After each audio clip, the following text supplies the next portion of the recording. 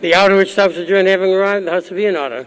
Members and guests asked to remain standing. Join with me in pledging allegiance to the flag of the United States of America. I pledge allegiance to the flag of the United States of America and to the republic for which it stands, one nation, under God, indivisible, with liberty and justice for all. Porter Committee.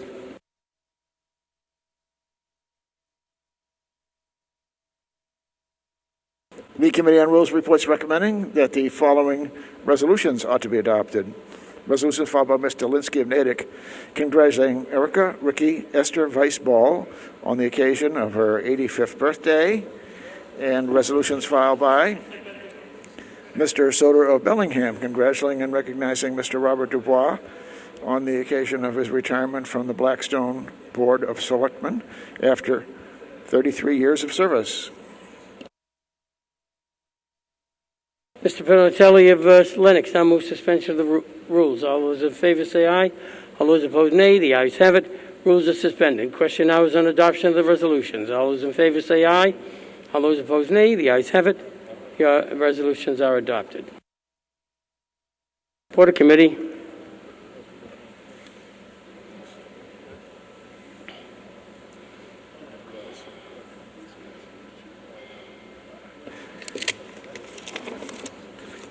The Committees on Rules of the two branches acting concurrently reports recommending that the order filed by Mr. Kizik of Braintree relative to extending until Wednesday, May 4, 2022, the time within which the Committee on Revenue is authorized to report on current House documents for order, CS number 4518. The Committees on Rules reports recommending that the order ought to be adopted.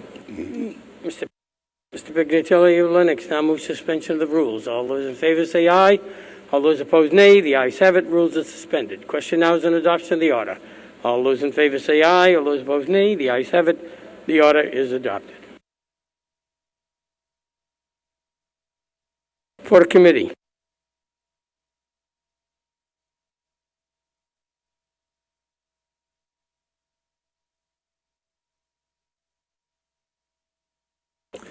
The Committees on Rules of the two branches acting currently reports recommending that the order filed by Mr. Strauss of Mattapoisett relative to extending until Friday, April 29, 2022, the time within which the Committee on Transportation is authorized to report on current Senate and House documents for order, CS number 4516. The Committees on Rules reports recommending that the order ought to be adopted. Mr. Pignatelli of Lennox now moves suspension of the rules. All those in favor say aye. All those opposed, nay. The ayes have it. Rules are suspended. Question now is on adoption of the order. All those in favor say aye. All those opposed, nay. The ayes have it. The order is adopted. Porter Committee.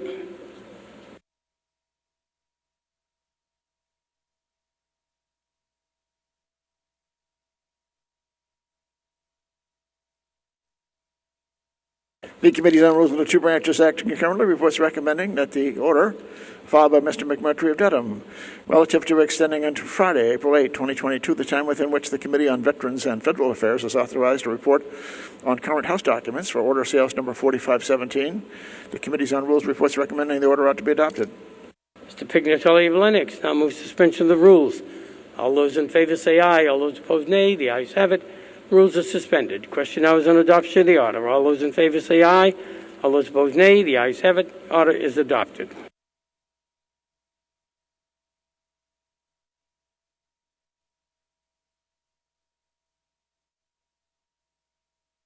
Papers from the Senate.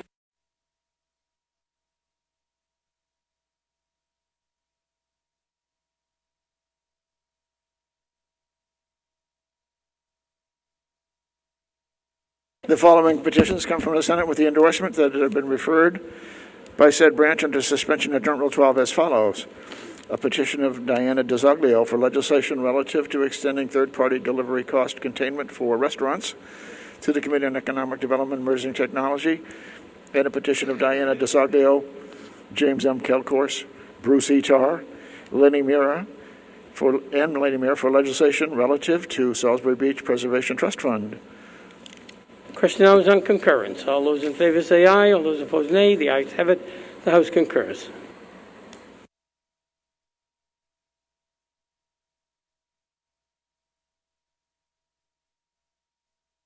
Porter Committee.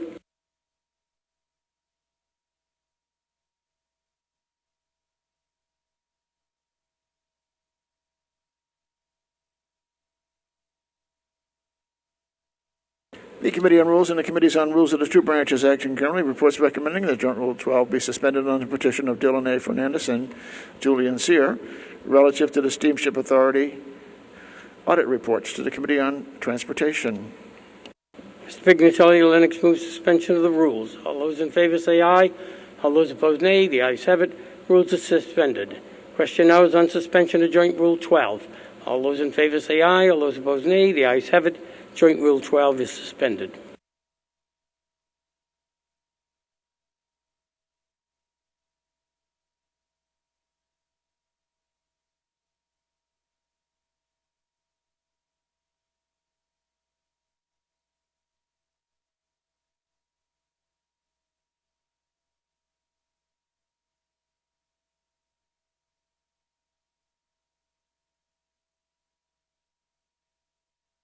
Order committee. The Committee on Steering Policy and Scheduling reports recommending the following House bills be scheduled for consideration by the House. The House bill providing for the expungement of racially restrictive covenants in recorded real property documents, House number 1465. The House bill designating a certain bridge in the town of Duxbury as the Lewis Sisters Bridge, House number 4332. And the House bill designating a certain bridge in the town of Duxbury as the Cora Wilburn Bridge, House number 4333. Mr. Pignatelli of Lennox moves suspension of Rule 7A. All those in favor say aye. All those opposed, nay. The ayes have it. 7A is suspended. Second reading of the bills.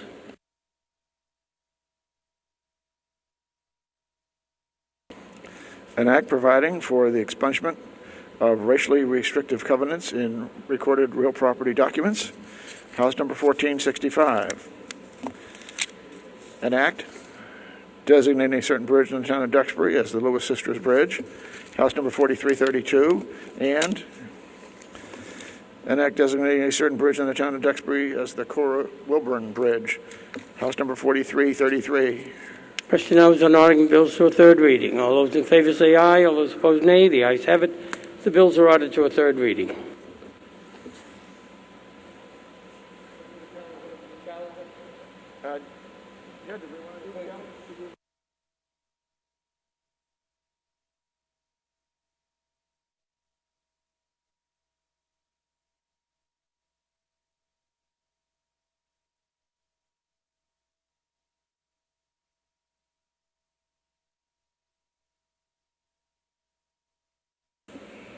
Mr. Barros of Mansfield now moves that the House stand in recess till the hour 1 p.m. All those in favor say aye. All those opposed, nay. The ayes have it. House stands in recess to the hour 1 p.m. Court officers will notify the Democratic members of a Democratic caucus at 12 noon. Roll calls will begin at 1 p.m.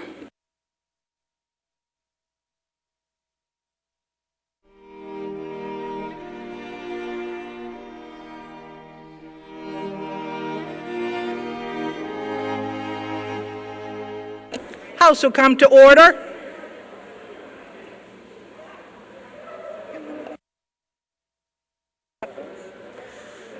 Under the emergency rules of the House, a roll call is ordered. Monitors will alert the members that a quorum roll call is in progress.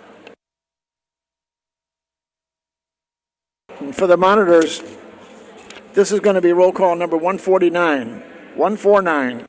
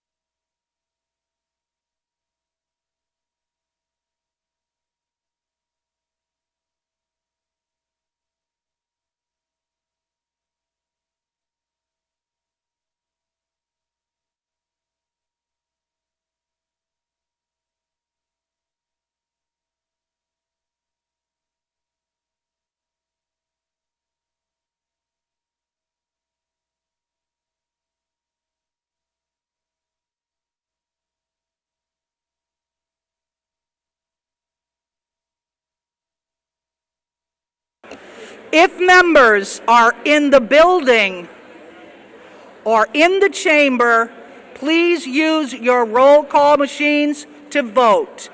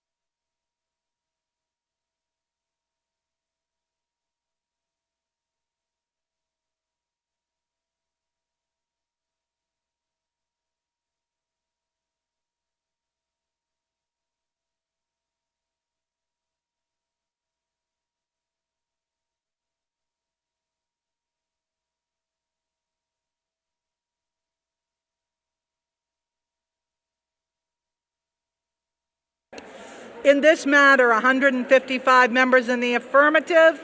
A quorum is present.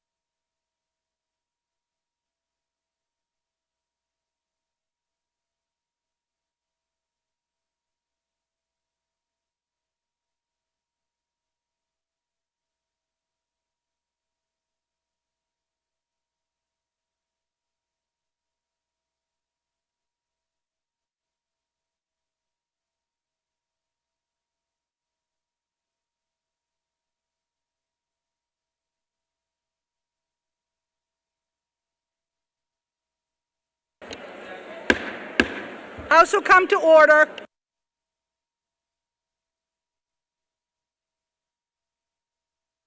Members, please take their seats.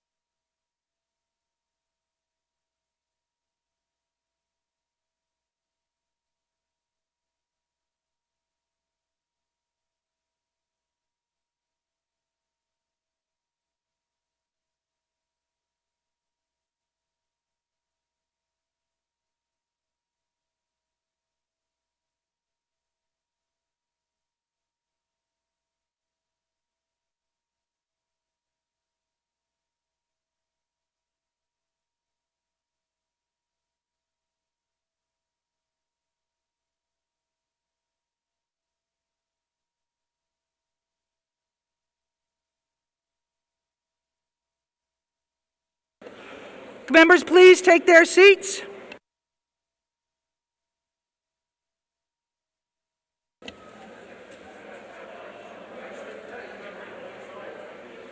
At the request of Mr. Kuzmarek of Fitchburg and Mr. Mariano of Quincy, will members, guests, and employees please stand in a moment of silent tribute for the Ukrainians who have lost their lives and those who continue to fight on behalf of their country in heroic defense against the ongoing Russian invasion.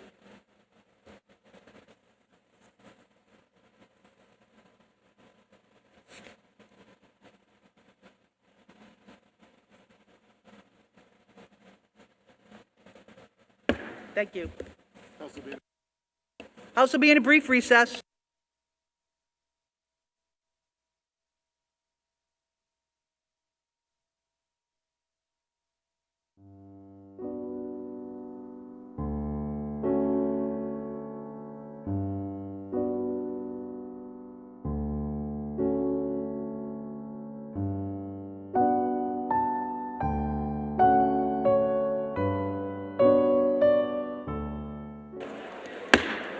House will be in order. Are there any objections to proceeding with the orders of the day? Chair hears none. Pages 1 through 20 are held. On page 21, calendar item 282 is held. 283 is held. 284, chair hears pass.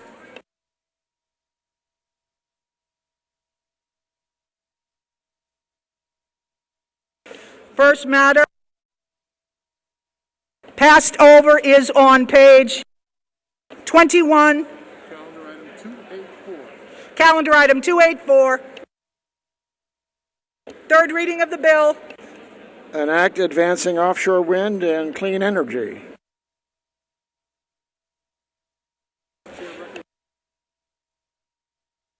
Question comes on the bill passing to be engrossed. Mr. Roy of Franklin.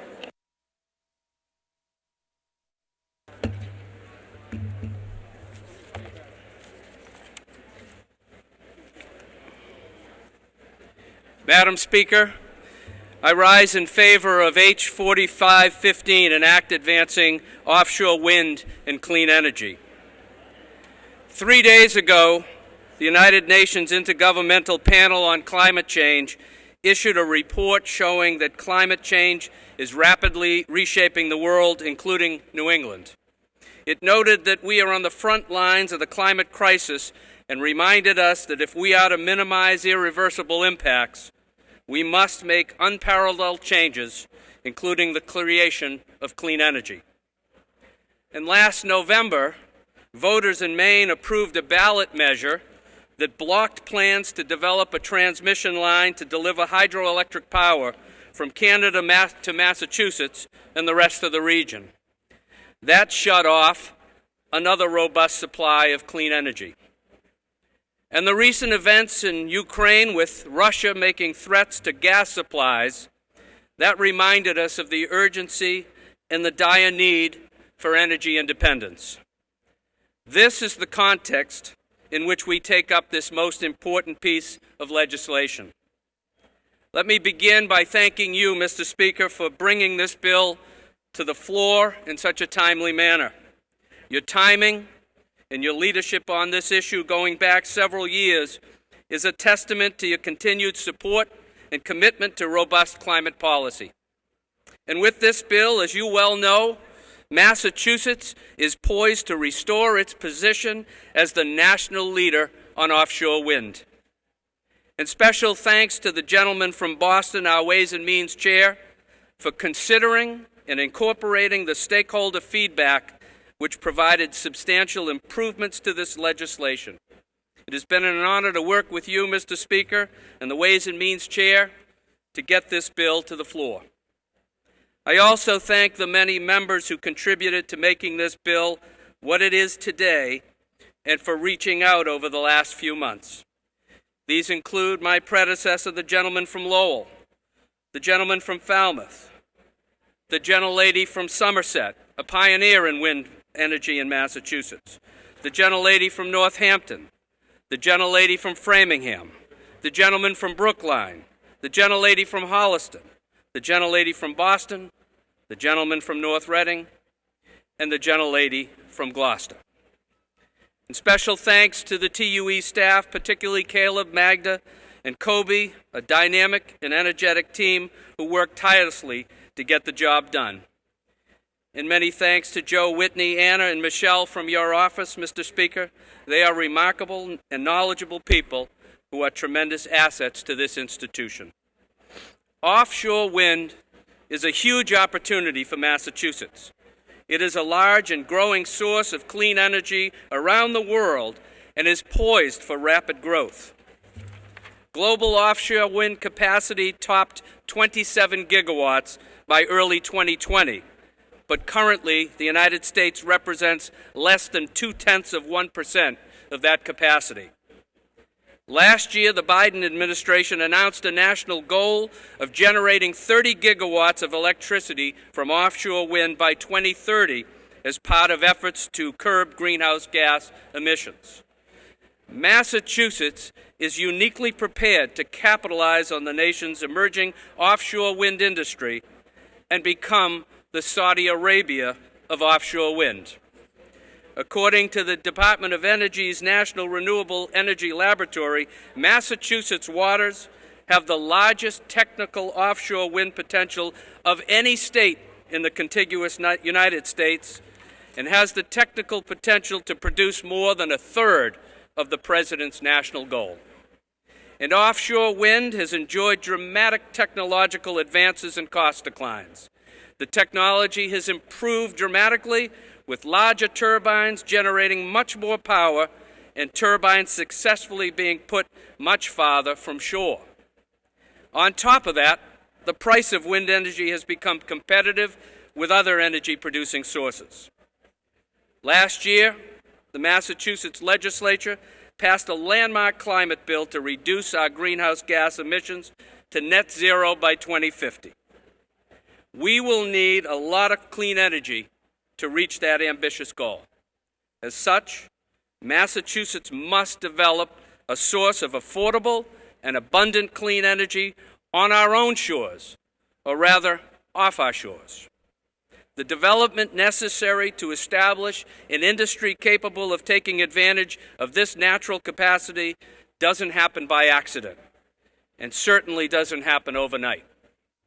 Under your leadership, Mr. Speaker, Massachusetts embraced offshore wind in 2016 by passing clean energy legislation that ultimately resulted in the nation's first utility-scale offshore wind farm.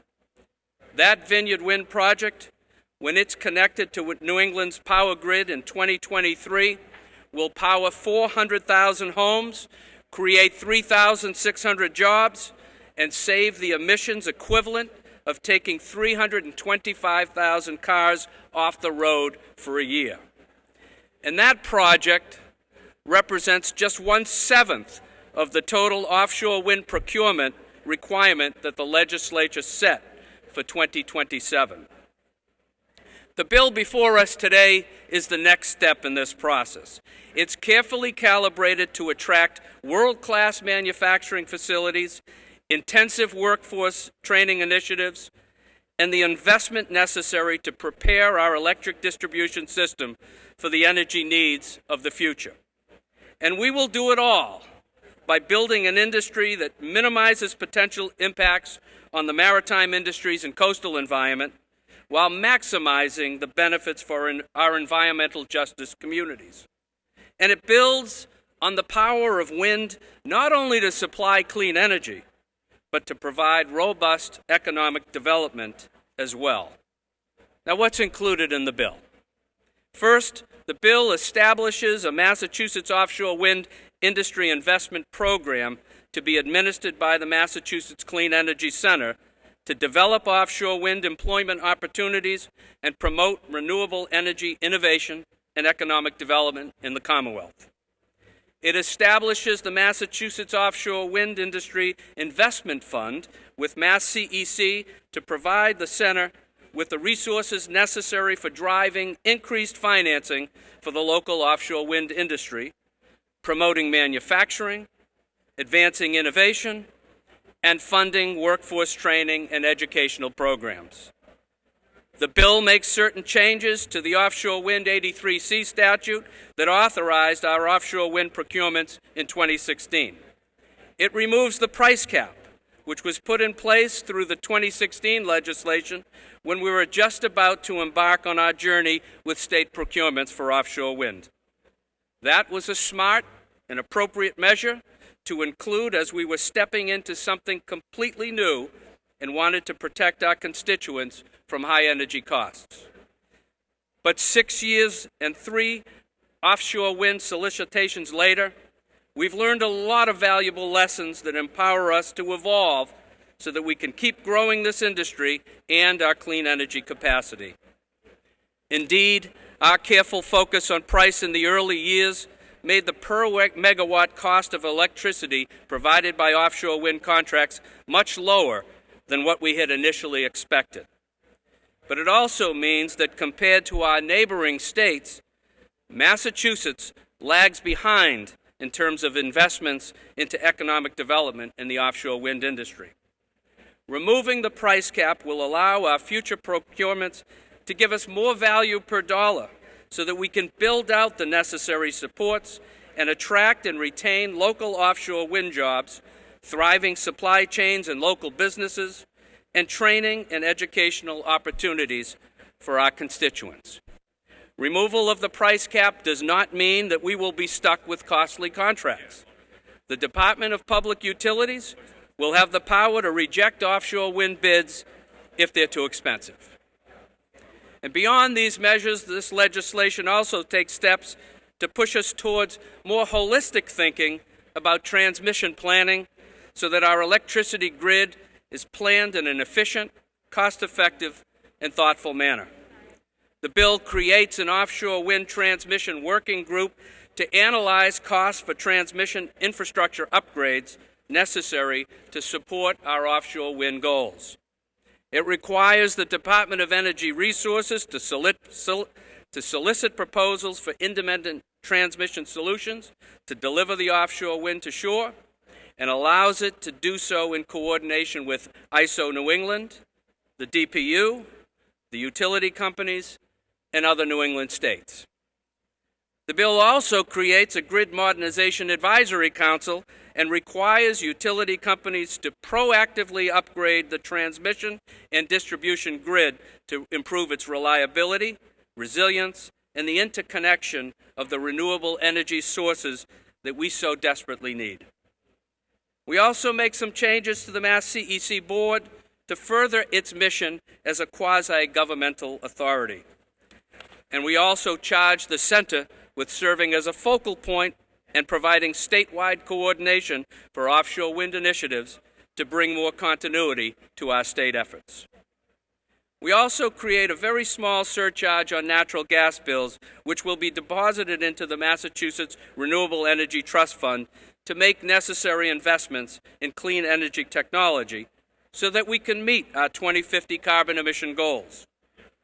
While some say we should have no increases, let me remind folks that the recent spikes in energy costs are attributable to over-reliance on natural gas and other imported sources of energy. With more wind and energy independence, there is far less risk of price spikes. The tax incentives, grants, and investments called for in this bill are crucial to the success of our clean energy transition and will help us avoid the disastrous and extremely expensive consequences of climate change. They will help us avoid disastrous weather events and bring economic development to our communities. To ensure that our constituents can reap the benefits of this new industry, as part of our workforce development efforts, we create a new high school offshore wind credential training pilot program through which the Department of Elementary and Secondary Education would reimburse school districts for each student that obtains industry-recognized credentials.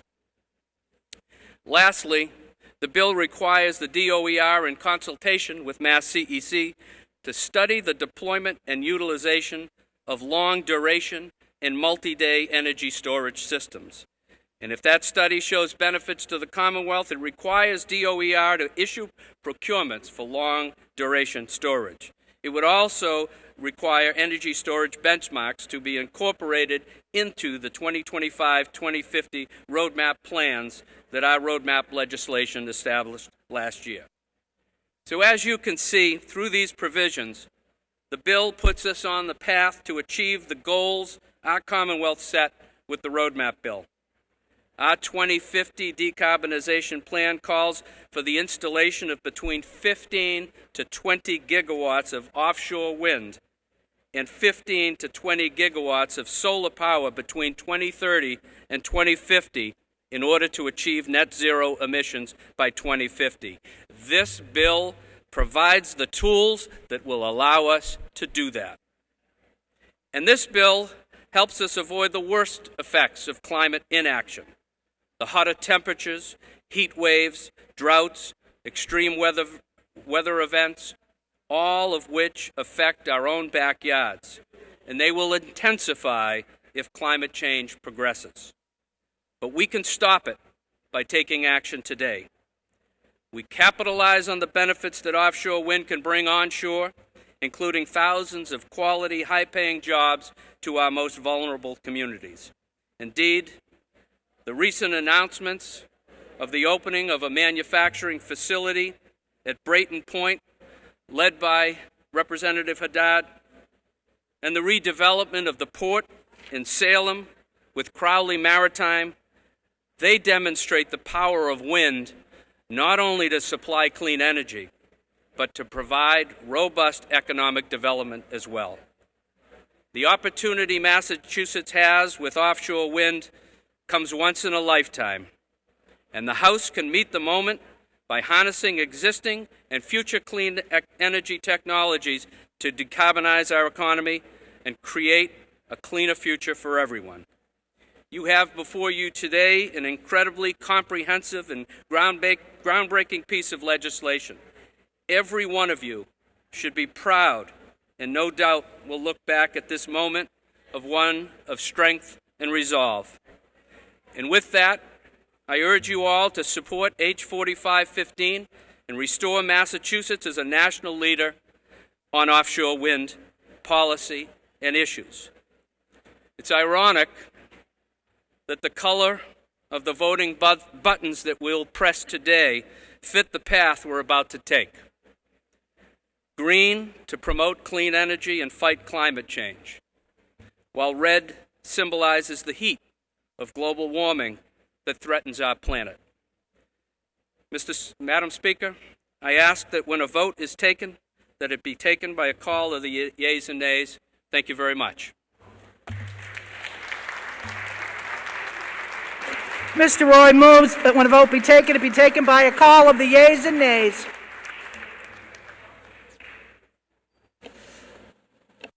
Those joining with them will rise. Monitors will turn the count. First Division, 17. Sufficient number standing.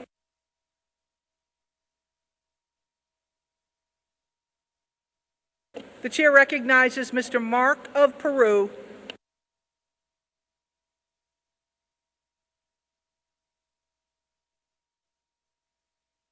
Madam Speaker, thank you for the opportunity to speak today in favor of H 4515.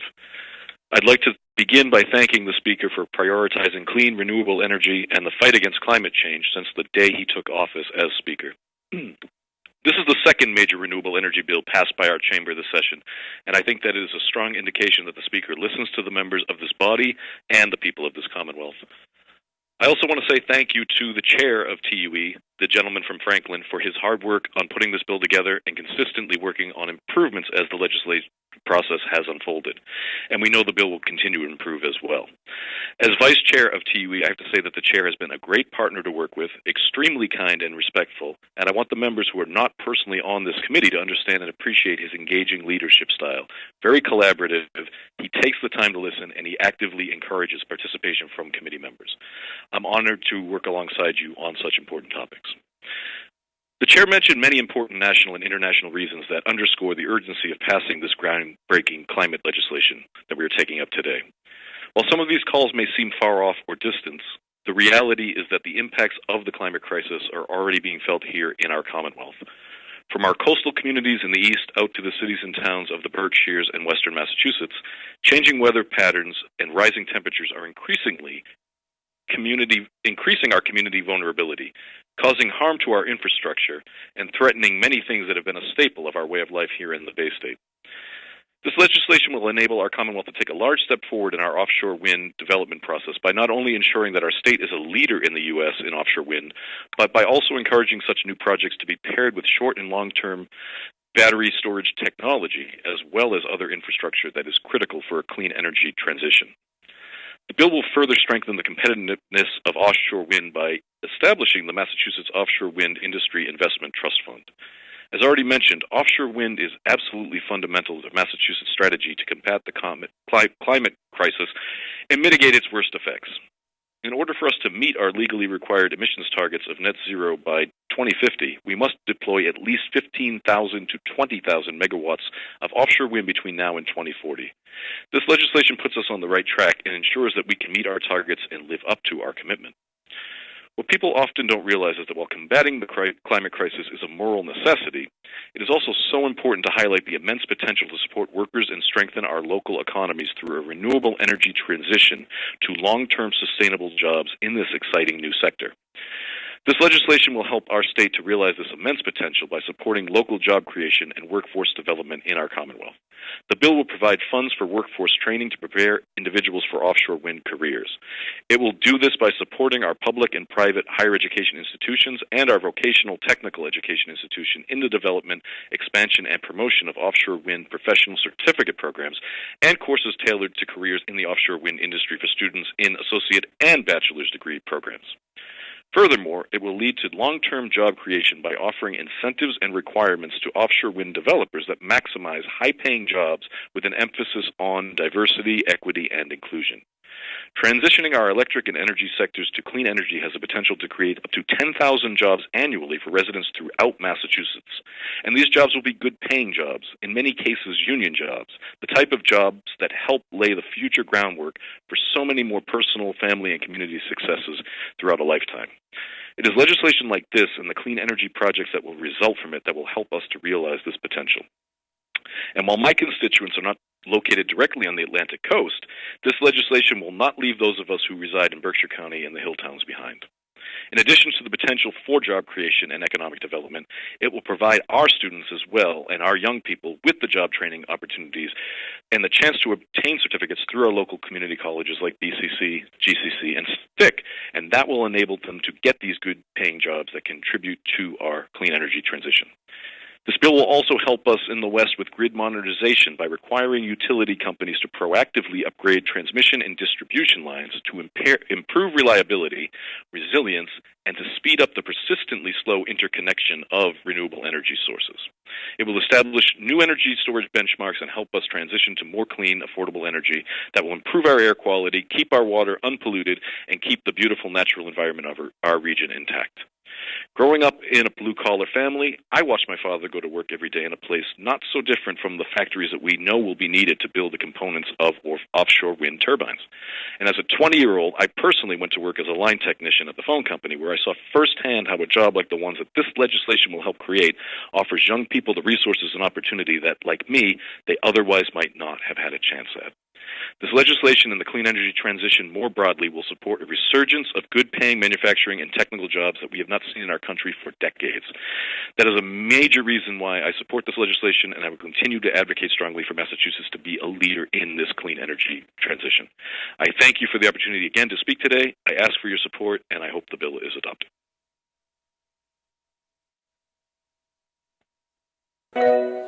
The chair recognizes Ms. Haddad of Somerset.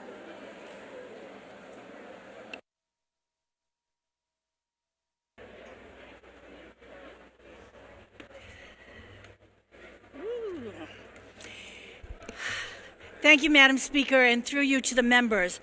I rise today to speak in favor of this bill.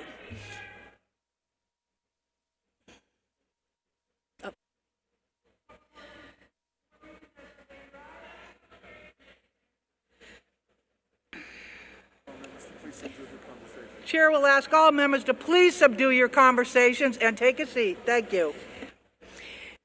Thank you to the gentlelady from Marlborough. I rise today in favor and to speak in support of H 4515. Back in August of 2016, we thought that the day that the bill that was signed that created the offshore wind industry was the day. But I'm here to tell you that that pales in comparison to what this bill is going to do for the industry. After we passed that bill, I can remember talking to so many people about the things that we didn't quite get right and spending several sessions trying very hard to make the administration and other people understand that with a little bit of experience, we knew that we had made some errors. And so, session after session, whether it be with Leader Golden at the helm, we tried to make changes. We tried to make the administration understand that it was time to look at the onshore grid and how it was going to interface with renewables. And they declined to take that up. So in this bill, you make the changes that will improve so many things, whether it be improving on the process of actually applying and getting the bids out, or whether it's actually talking about economic development, which is what we talked about in that bill way back in 2016, that it was not just about diversity of our power sources, but it was truly about economic development and what we could do for the state. So I'm here today not just to tell you that this is the bill of probably this session, and I guess I'm kind of a one-trick pony because I believe that energy and wind are incredibly important to us. But I want to tell you that there are people, I had to come today because there are people that I had to thank personally. Last week, I had the very good fortune of being able to be in my district and welcome the Prismium Corporation, who will be making state-of-the-art subsea cabling for the industry. But I wouldn't have been there, and I would not be here if it were not for some of the people in this chamber, and please indulge me as I say thank you. I have to say thank you to the gentleman from New Bedford, because for so long, he has labored in the vineyards and talked about the importance of not only clean energy, but wind. And so if it were not for him, and if it were not for his constant support, we wouldn't be here today. I have to thank former Chair Golden, the gentleman from Lowell, because it was very hard. He stepped in as a brand new chair, and I inundated him with three-ring binders, giant binders. As a matter of fact, he texted me the other day and said I could have my binders back. But he dove in. I have to thank the gentleman from the North End because the changes that he made to this bill are excellent. I have to thank the Speaker. And, you know, there were a lot of jokes about when we went to learn about what it was really about to be have wind as an actual part of the generation of electricity. He ended up having to have his knee replaced. So it was a little bit nervous for me because I said, oh my goodness, is he going to not like wind anymore because we ruined his knee? But he has been there from the beginning. He believed, he knew that what we had done back in 2016 was good, but he gave me, or gave us, a partner in the gentleman from Franklin who has made all of the changes that we have talked about. But more importantly, one of the things, and you know, at the end of the day, I'm sorry, but it is about money. He has told everyone, he's told the entire state, that he is going to invest in offshore wind just like we invested in the healthcare industry. So I can't thank the chairman, the speaker, the chair of Ways and Means, my good friend, the leader from Lowell, and so many of you, because there are a lot of people here who were there that day and took that very, very historic vote. And it was nearly unanimous. There was only one person who voted in the negative. But this bill, we really have to all get behind. There are changes in here that will make, I can't even begin to tell you, as I've watched New Bedford and the different companies that are coming to them. But now, as everybody said, my coal plant, I was the queen of coal, trying to keep every coal plant open, and every environmentalist in the world hated me. So now I'm the witch of wind, and I am constantly telling people, this is our future.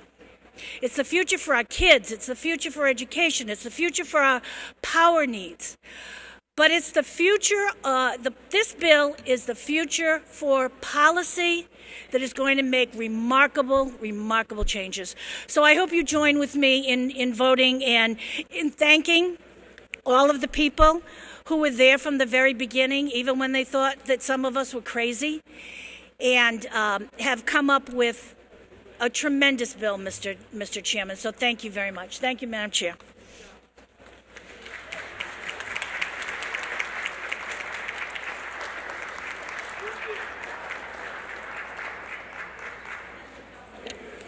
Ms. Blas of Sunderland.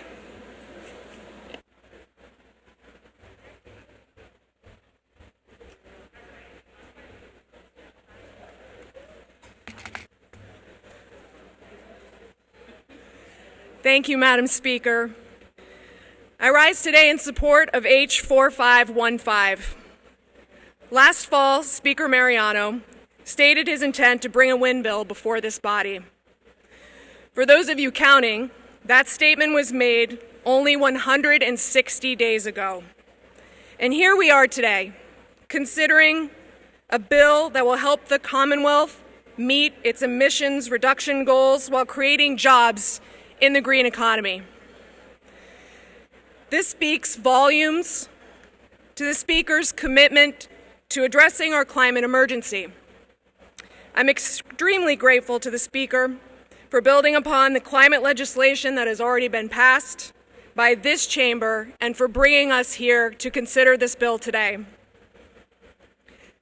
The Speaker could not have named a better person to assist his ongoing commitment to meeting our climate goals than the gentleman from Franklin.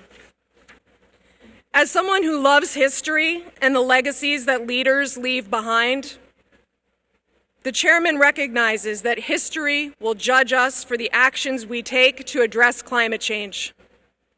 Thank you, Mr. Chairman, to you and your staff for your tireless work over the last few months to bring this bill to fruition. I'm deeply grateful to the gentleman from the North End and his team for continuing to advance legislation that will enable us to meet our ambitious climate goals. And I want to thank the former gentlelady from Lunenburg for helping to lay the groundwork for the inclusion of the grid modernization language in the bill we are taking up today. Madam Speaker, when I was first sworn into office 3 years ago, I was contacted by First Franklin District constituents regarding the urgency, the necessity of grid modernization in order to meet our climate goals. I want to thank those constituents for guiding my efforts on climate policy. This has been especially true of the young people from the district who have pushed us to do better for them and for future generations. Massachusetts has an antiquated electrical grid that was built for centralized generation. It was designed to carry energy from power generation stations to end users. This has presented challenges for distributed generation from solar and wind, net metering, battery storage, and other modern technologies. The grid cannot support this green technology, making it impossible for the Commonwealth to meet our renewable energy goals. Our existing structure will not allow for the green energy revolution that is necessary for us to fight climate change. The inclusion of grid modernization language in today's bill charts a course to address this problem.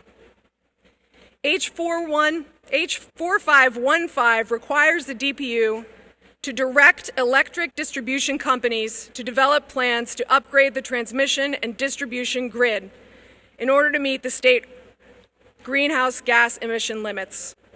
These plans will detail how the companies will proactively improve grid reliability and resiliency, increase customer access to renewable and distributed energy resources, accelerate the Commonwealth's progress toward transportation electrification, building electrification, and decarbonization. Recognizing the importance of transparency and accountability in this process, the bill requires broad stakeholder engagement. Electric sector transformation plans will be developed in consultation with a newly created Grid Modernization Advisory Council. Additionally, electric companies must conduct at least 2 public stakeholder meetings on those plans. The Grid Modernization Advisory Council ensures that the people of the Commonwealth, including the environmental justice community, are at the table as we determine our green energy future. Madam Speaker, each and every one of us has a role to play in helping our Commonwealth meet its clean energy goals. Many individuals are making changes in their lives every day to do just that. This legislation holds distribution companies accountable for their role in helping the Commonwealth to meet its climate goals. Only by working together across all sectors and across every region of the Commonwealth will we secure our clean energy future. Thank you, Madam Speaker.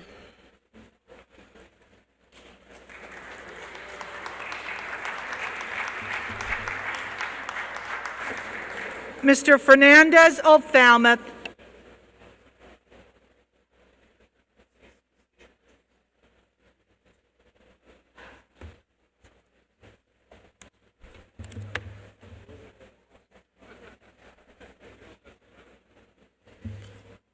Thank you, Madam Speaker. And through you to the members, I want to give a special thanks to the Speaker of the House today, who set offshore wind as a priority during his first speech before this chamber this term. And it's through his steadfast leadership and support that Massachusetts will remain the leader in offshore wind.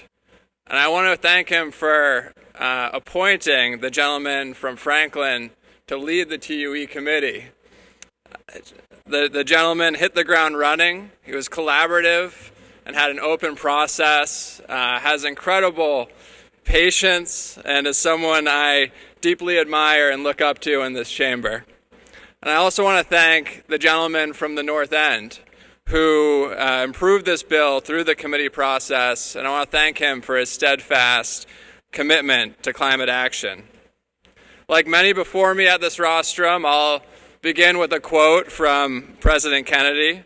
During his speech at the America's Cup, Kennedy noted that it is an interesting biological fact that we have the exact same percentage of salt in our blood that exists in the ocean, and therefore we have salt in our blood, in our sweat, and in our tears. We are tied to the ocean, and when we go back to the sea, we are going back from whence we came. Inspiring stuff, also completely factually inaccurate. you don't have to be a scientist at the Woods Hole Oceanographic Institution to know that it's definitely not a biological fact that the salinity in our veins is the same as that of the ocean. But as a Cape and Islander, I cannot help but agree with the former president that we are all tied to the ocean, and the legislation before us today strengthens that bond. But how did we get here? Through the leadership of this speaker and many members of this House, this body passed nation-leading offshore wind legislation in 2016. And now Vineyard Wind, 14 miles south of the Vineyard and Nantucket, will become the nation's first utility-scale offshore wind project, bringing good-paying, year-round jobs to the islands, to the South Coast, and across the state. This first-in-the-nation 800-megawatt project is expected to reduce carbon emissions by more than 1.6 million tons per year, enough emission reduction equivalent to taking 325,000 cars off the roads annually. And after this House took bold action on offshore wind, states across the country followed suit. Now, if every state hits its goal, 57,000 megawatts of offshore wind will be produced, enough to power 28 million homes a year in this country. That is true leadership by this body that will make a global impact in the fight against climate change. But while we were the first, we've fallen behind. Other states up and down the East Coast have taken proactive steps to capture economic benefits of offshore wind, including manufacturing and development opportunities. And the cooling of the industry here was evidenced when only 2 companies were part of the last solicitation process. The bill before us today recognizes this and takes solid action to solidify the Commonwealth's position as the nation leader in the offshore wind industry. This legislation will spur massive economic development in local jobs and infrastructure with new incentives, and by establishing an offshore wind industry and investment trust fund with dedicated revenue stream to support research, development, manufacturing, and innovation across the state. And for the first time, this bill unlocks the potential of offshore wind to cities and towns and private companies across the state by allowing them to directly get their energy from offshore wind. So now from Berkshire County to Nantucket County, municipalities that have pledged to take climate action will have the ability to power their communities with clean energy from Massachusetts wind, harnessed by turbines put up by Massachusetts workers. It also builds a school to prosperity pipeline for our children to take advantage of these local jobs through an offshore wind credentialing program in high schools. Now, as many of us might know, Massachusetts was once the world leader in energy. Whale oil from Massachusetts ships was used to light homes across the country. And in their whaling heyday, Nantucket and New Bedford were the wealthiest communities in the world. A cursory look at world history shows that the places that control energy production generate massive economic prosperity for their people. With this bill, we are taking control of our energy future and the economic benefits that will come from it, and we're doing it responsibly. This bill helps ensure that wind turbines peacefully coexist with the environment by including provisions protecting marine life, including specific components to protect the North Atlantic right whale. And this legislation gives priority to contracts that include fair labor agreements and those that include benefits for low-income ratepayers and environmental justice communities. It requires that wind companies have comprehensive environmental and fisheries mitigation plans, and it creates working groups to give the fisheries industry a seat at the table with real oversight power over mitigation funding. And most importantly, this bill puts us at the vanguard in the fight against climate change. Just this week, the United Nations issued a warning that the impacts of global warming, the floods, fires, famine, The displacement of millions of people and species of wildlife is happening at a far faster pace than anyone anticipated. That same report noted that the warming waters due to climate inaction have driven 78% of the lobster catch from southern New England to colder temperatures. The bill before us today is about making a commitment to future generations to harness the wind, to drive out the dirty fuels that are making our state and our people sicker, poorer, and more vulnerable, as a critical step forward in creating a livable planet for future generations. And we are all tied to the ocean, and when we go back to the sea, we go back to where we came. And it's time for Massachusetts to return to the sea, to reclaim our energy dominance, and we must return to the sea to save our planet from the destruction and devastation of climate change. And I ask that you join me in supporting this bill. Thank you, Madam Speaker.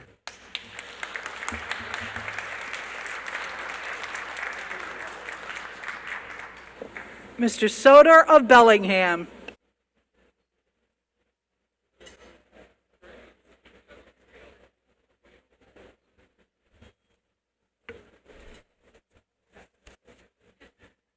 Madam Chair, thank you. And this is a great opportunity today to be part of history.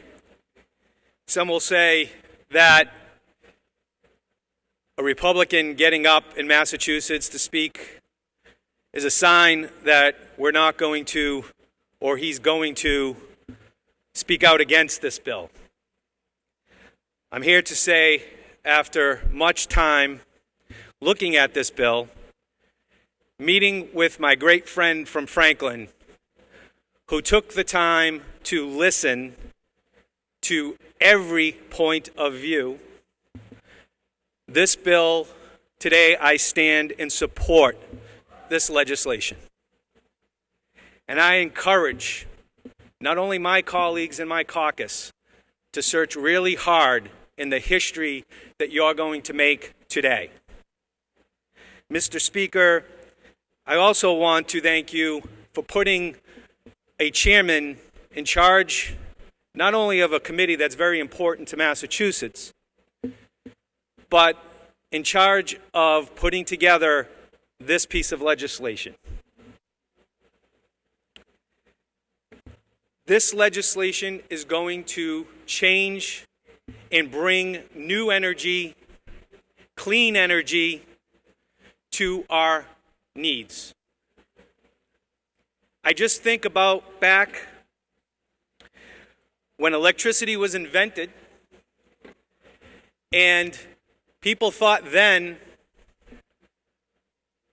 how are we going to get this to the entire country? How we're going to power this through the entire country? I would take you to 1910. After electricity was invented, many middle-income families couldn't afford it. Many income families couldn't afford what you could plug into electricity, but only 2% of the nation had electrical power. And that was powered by coal. And if you look at the progression of how we became efficient, they kept using resources in ways, in cleaner ways, in faster ways to improve electricity to the country. It was so new that President Taft didn't even have an energy policy. He didn't know which direction to go or where to go. But back then, if they had Facebook and if they had social media, I wonder what they would be saying about the government then investing money in infrastructure and bringing new ways to bring energy to every American. That's what we have here for legislation.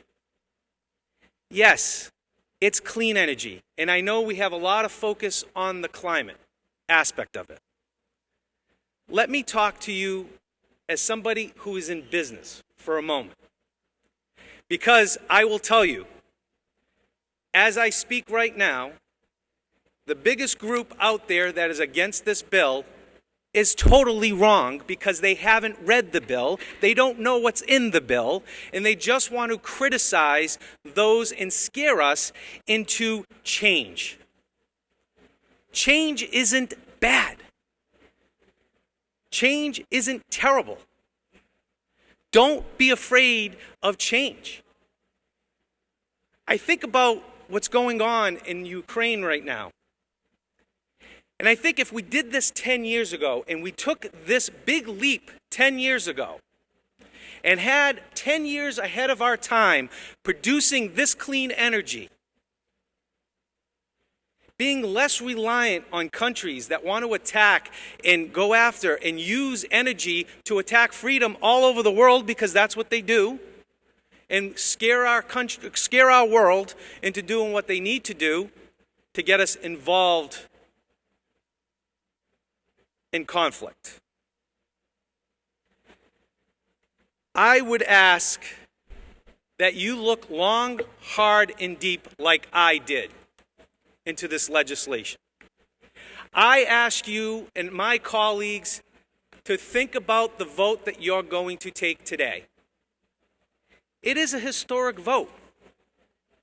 I left my house today looking at my 11-year-old daughter and reading to a first grade class in Millville. And the first question they asked me, my daughter started with, "Dad, what are you going to vote on today?" I said, to my most precious thing in my life, I'm voting on your future. I'm voting to keep and bring energy resources so that we have clean energy resources, but we have energy that is going to be sustainable for the long haul.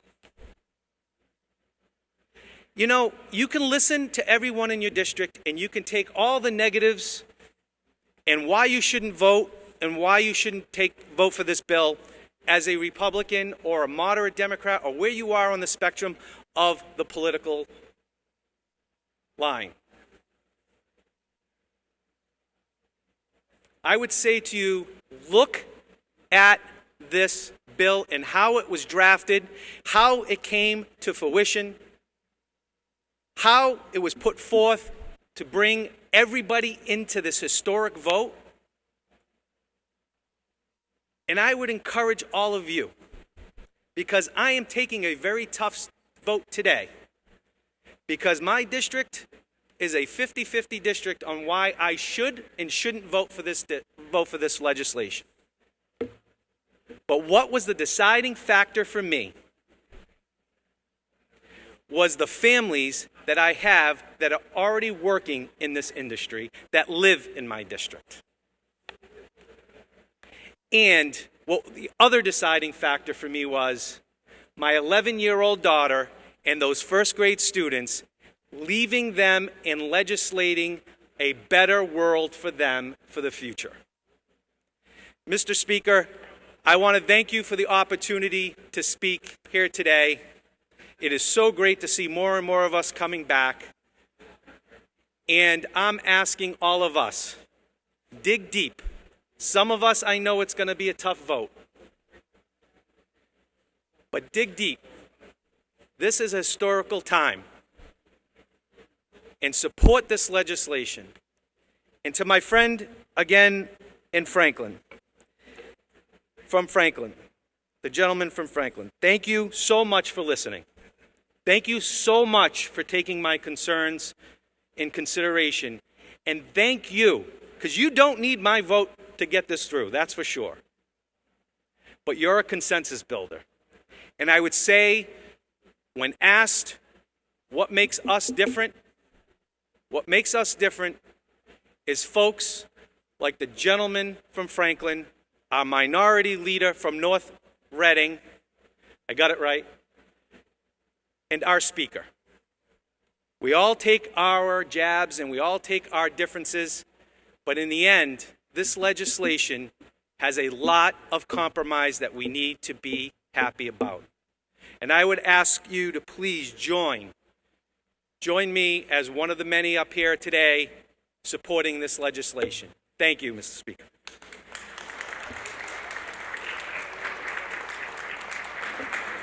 Mr. Vitolo of Brookline.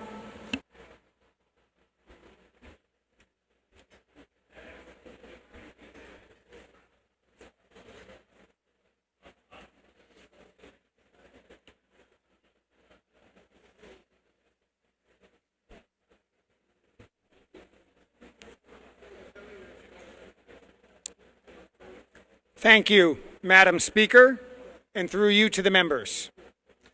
I rise to speak in favor of this bill. This bill is a natural sequel to the Roadmap Bill, signed into law not even 1 year ago.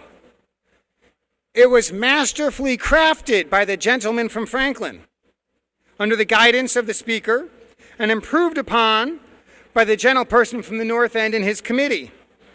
It was built on efforts by many who have actively focused on the economic and energy potential of offshore wind, including, but not limited to, the gentlepersons from Lowell, from New Bedford, from Somerset, from Falmouth, from Holliston, and from North Reading. Fishing communities are represented in this legislation, thanks in no small part to the gentlepersons from Gloucester and Scituate, and even Judge Sewell.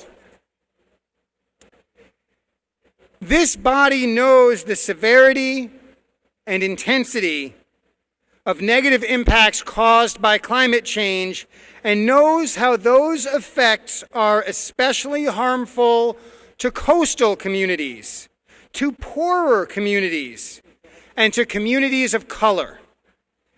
The bill we will vote on today is one that makes good on a promise. For at least the past 15 years, we have made substantial promises to dramatically reduce climate pollution by transitioning to renewable energy, including an explicit promise to use our most significant resource, offshore wind. We have made some progress. This bill provides the detailed framework necessary to give us the best chance that our offshore wind projects are completed as envisioned, on time and on budget. This body knows the severity and intensity of negative impacts caused by globalization and weakened labor unions, and how those effects are especially harmful to gateway communities, to poorer communities, and to communities of color. The bill we vote on today is one that makes good on a promise. Mr. Speaker, your leadership has focused on economic development, and this bill will help ensure good union jobs, jobs for collars blue, white, and green.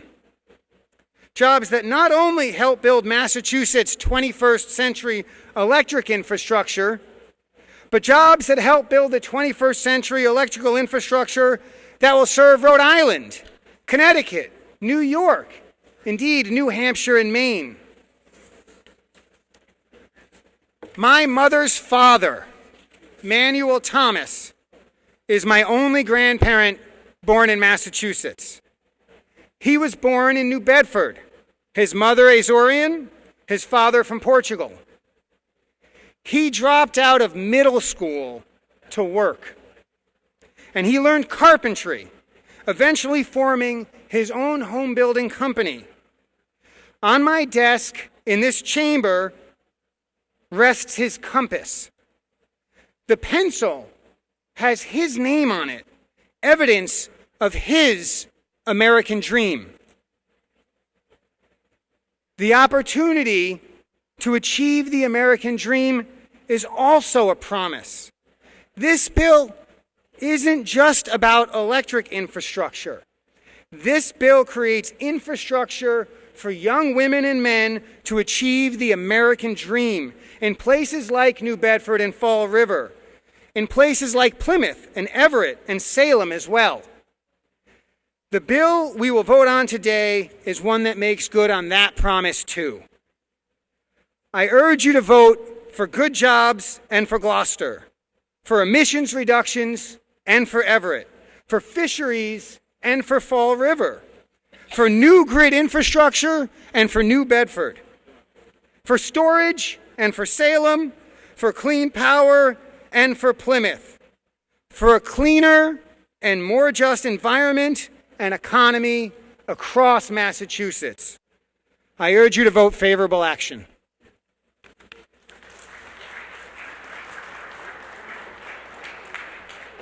Hendricks of New Bedford.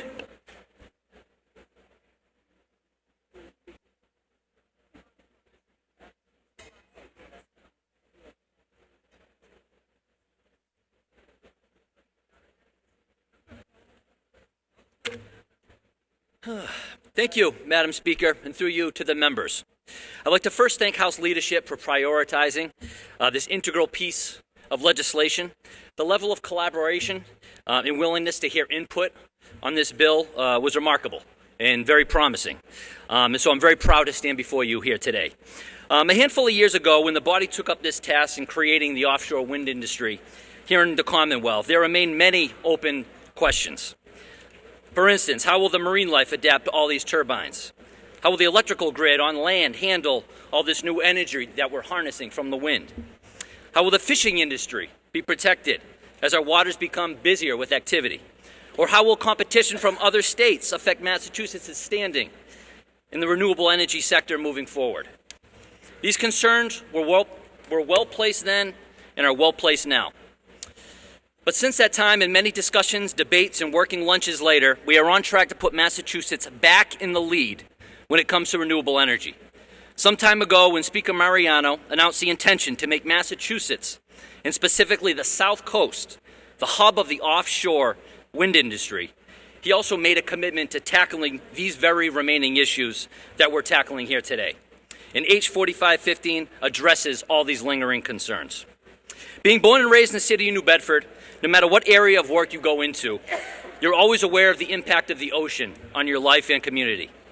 New Bedford's history is rich with innovative seafaring industries, such as the whaling industry, such as shipping and textiles, and more importantly, fishing. So for me and many others on the South Coast, addressing these concerns was deeply personal, especially as it relates to the impact that it will have on the commercial fishing industry. New Bedford is the biggest and busiest fishing port in the United States. That's right, Google it if you don't believe me. And it has been for over 2 decades. So it's not surprising that these concerns from the fishing industry, that offshore wind will encroach on their livelihood, was well placed.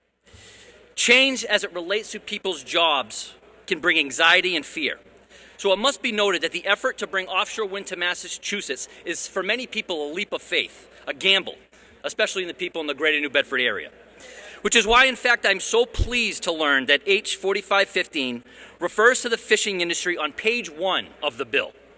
This bill creates a fisheries working group that will focus on avoiding, minimizing, and mitigating the impacts of offshore wind on commercial fishing, not only during construction, but on operation moving forward into the future. To me, this is a win for New Bedford, because it's not only a commitment to keeping our eyes on the fishing industry, but also provides resources for this industry to be involved in the process and to be active partners with us as we create this new energy landscape. H 4515 also addresses the grid concerns, as many talked about, provides for funding for such, as well as mandating that utility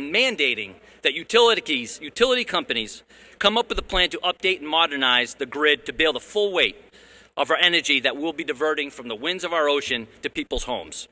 I'm also so pleased to see that this bill creates a working group to tackle environmental matters to mitigate the effects of offshore wind on marine life.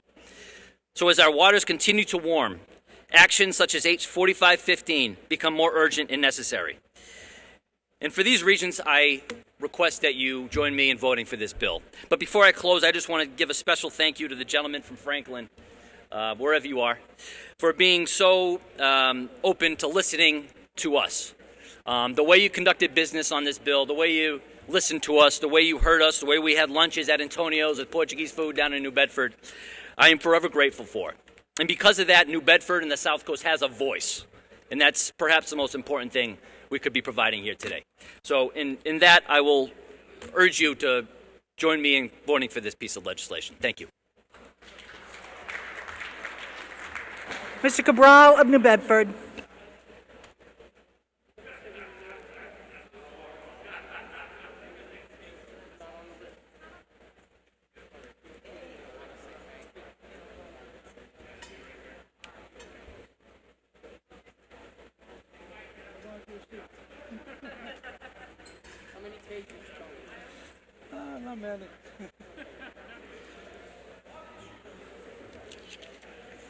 Madam Speaker, through you to the members of the House, I'm delighted to be here and once again have an opportunity to support a piece of legislation that will transform offshore wind competition in this country.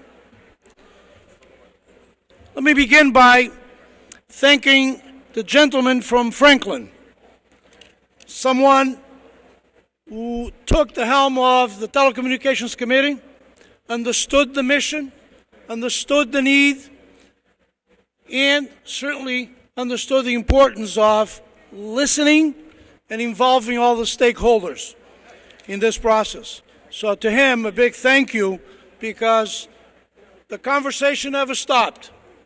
And that's what we need to do. This conversation needs to go on.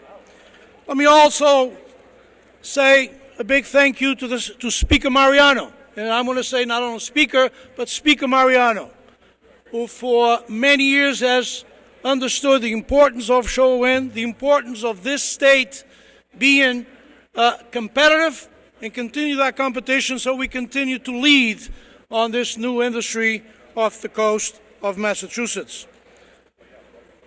So, Madam Speaker, and let me give a big shout out also to the gentle lady from Somerset for her initial involvement as well, and giving me the ability to work with her as well, going back to the 2016 piece of legislation. So thank you very much for your involvement. There are many other folks that we could name here and thank.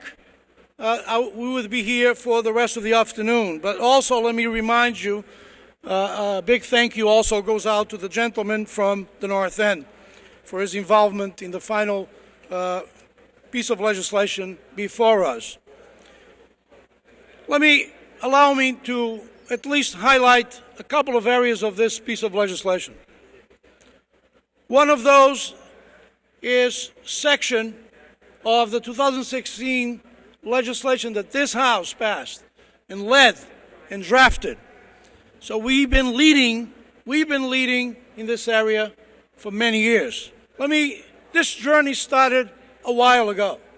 The journey started in 2008 when this House drafted and passed the Green Communities Act. That was the first step to get us in this journey for clean energy, clean efficiency, climate change, and eventually leading us to 2016 and the piece of legislation that we passed that created the procurement for offshore wind. And again, that journey continued. In 2021, we passed the roadmap to climate change and to get us to net zero emissions by 2050.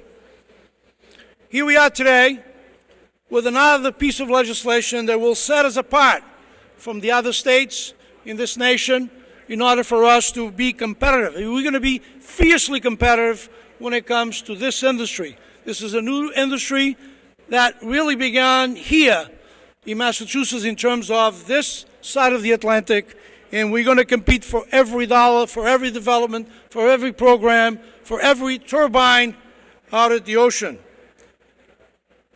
But let me go back to Section 83C, the so-called arbitrary price cap.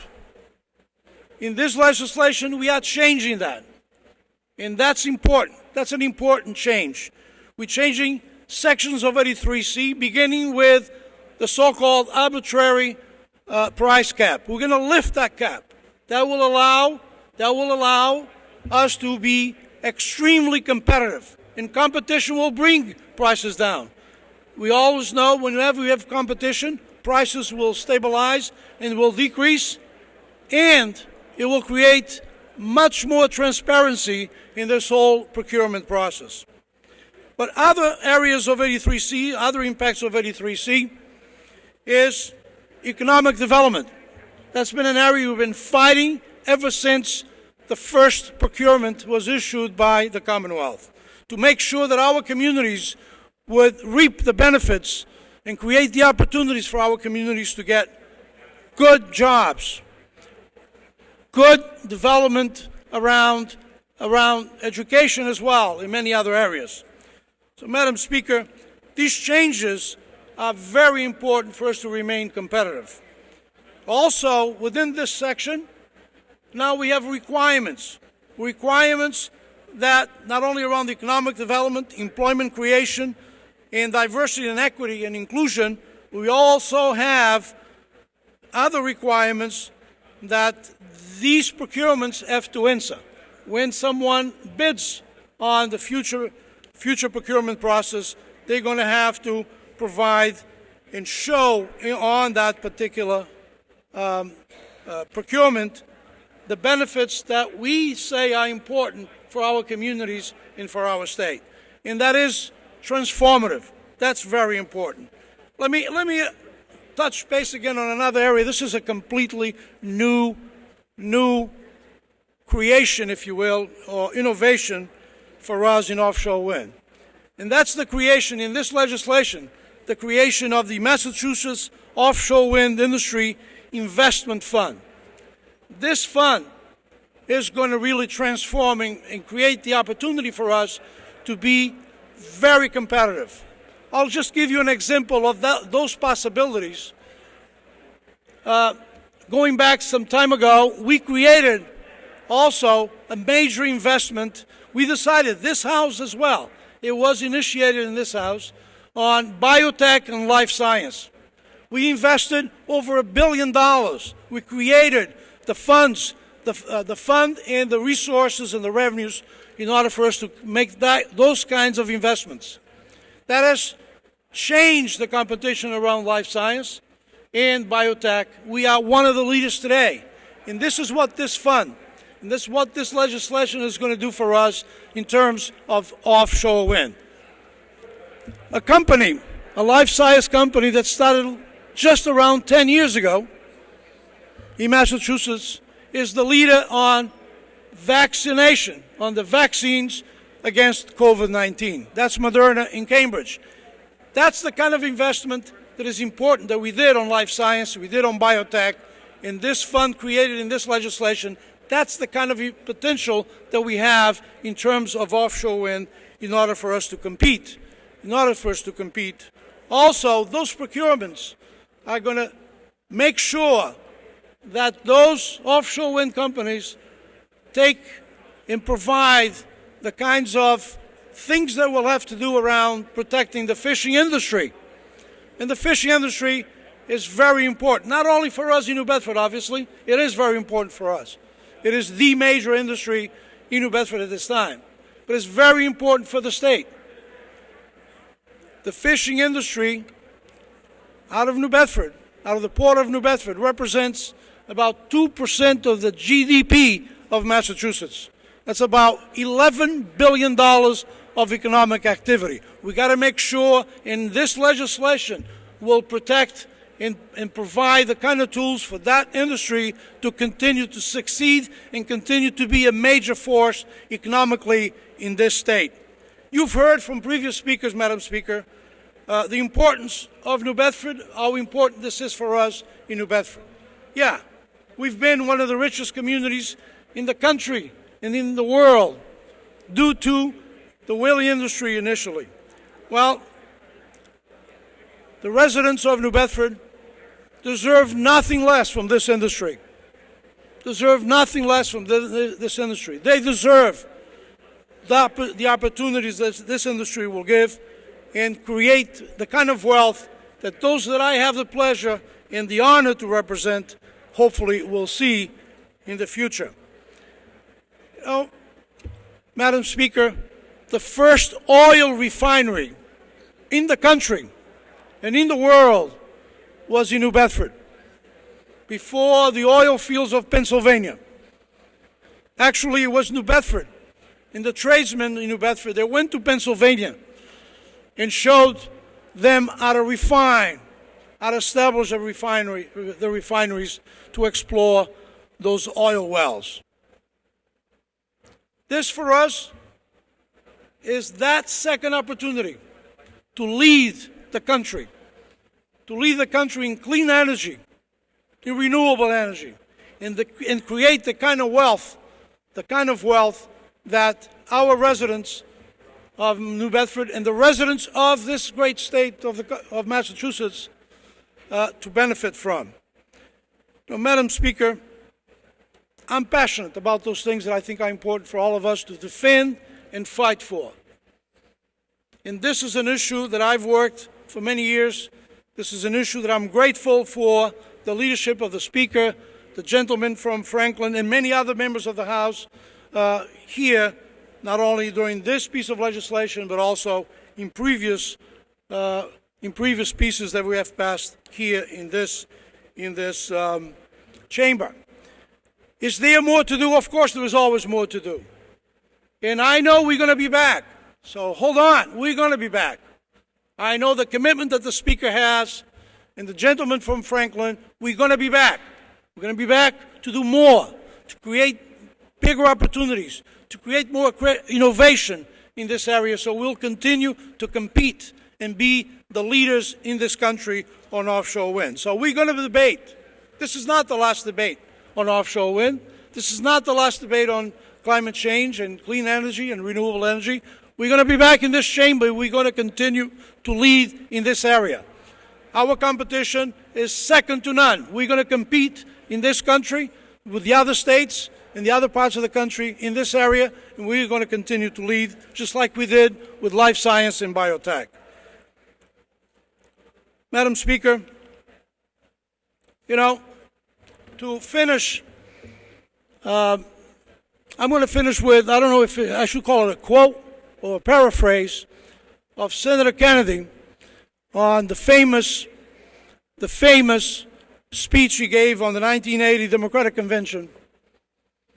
And it goes like this: the fight goes on and the dream never dies. Thank you. House will be in a brief recess.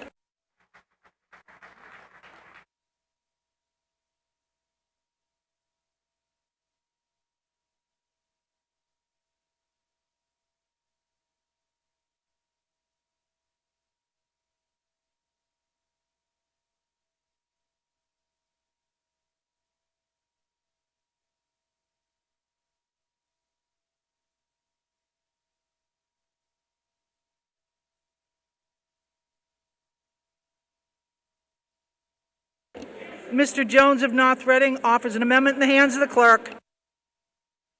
Amendment number 9.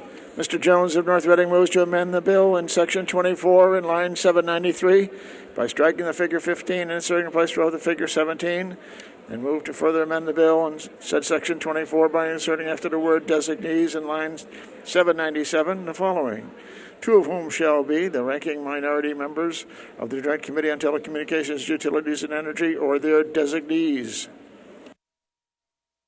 Question comes on the adoption of the amendment. All those in favor say aye. All opposed, nay. The ayes have it. Mr. Jones of North Reading offers an amendment in the hands of the clerk.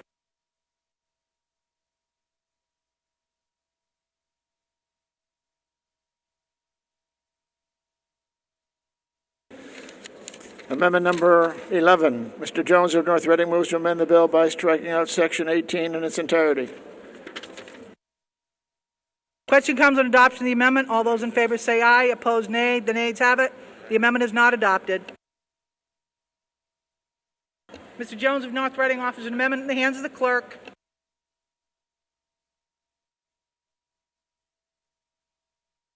Amendment number 12. Mr. Jones of North Reading moves to amend the bill by striking out Section 22 and inserting place of the following.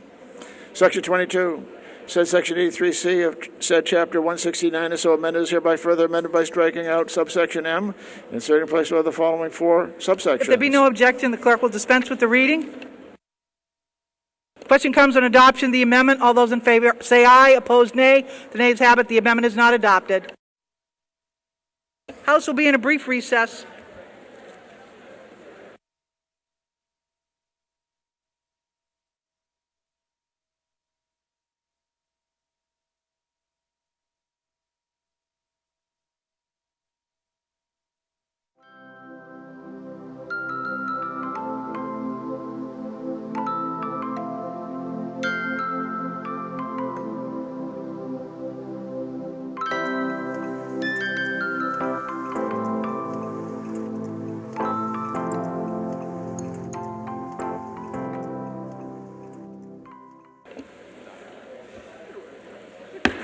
House will come to order. Mr. Pease of Westfield offers an amendment. Mr. Pease of Westfield offers amendment in the hands of the clerk. The clerk will read the amendment. Amendment number 14, Mr. Pease of Westfield moves to amend the bill by striking out sections 12, 13, 14, 15, and 16. Question comes on the adoption of the amendment. The chair recognizes Mr. Pease from Westfield. Thank you, Mr. Speaker. And through you to the members, I am here to voice support for this amendment, and I ask that when a vote is taken, it is taken by a call of the yeas or nays. Representative Pease moves when a vote is taken to be taken by a call of the yeas and nays. Those joining with them will report to the monitors. First division. 2. Second division. 15. Sufficient number having risen. When a vote is taken, it will be taken by a call of the yeas and nays. Chair recognizes Mr. Pease of Westfield. Thank you, Mr. Speaker. And again, through you to the members, I really appreciate the hard work that the gentleman from Franklin did on this bill, and I am definitely in favor of green energy and moving in the right direction to get away from fossil fuels. And I appreciate the work that the Speaker and the gentleman from the North went and did on this bill. And the only thing I'd like to propose is by eliminating basically a rate hike to the people of Massachusetts. They say it's not much of an increase, but when you talk to families who are living paycheck to paycheck or seniors who are trying to make their property tax bills to stay in the house that they raised their family in, I think any kind of increase is not a good time, especially with this inflationary times we live in, with all goods going up, the price of oil and gas going through the roof, especially with the aggression that Russia is showing towards Ukraine. I would highly recommend that we support this amendment and we do not add any undue burden to the citizens of the Commonwealth, especially when Massachusetts is so fiscally sound right now. Now, it's really an honor to speak in front of this body, and I would like to take a couple minutes to thank the people that helped me get here. First, my wife, Serena, and my 10-year-old son, Riley. Without their support and dedication, I could not have done the things that I've done to be elected to this office. Their patience and dedication and holding signs for me. So thank you. And to my son, my older boy, Christopher, who's in Germany serving in the Air Force, I appreciate our phone calls, and I look forward to seeing him in person in April. To my mom and dad, who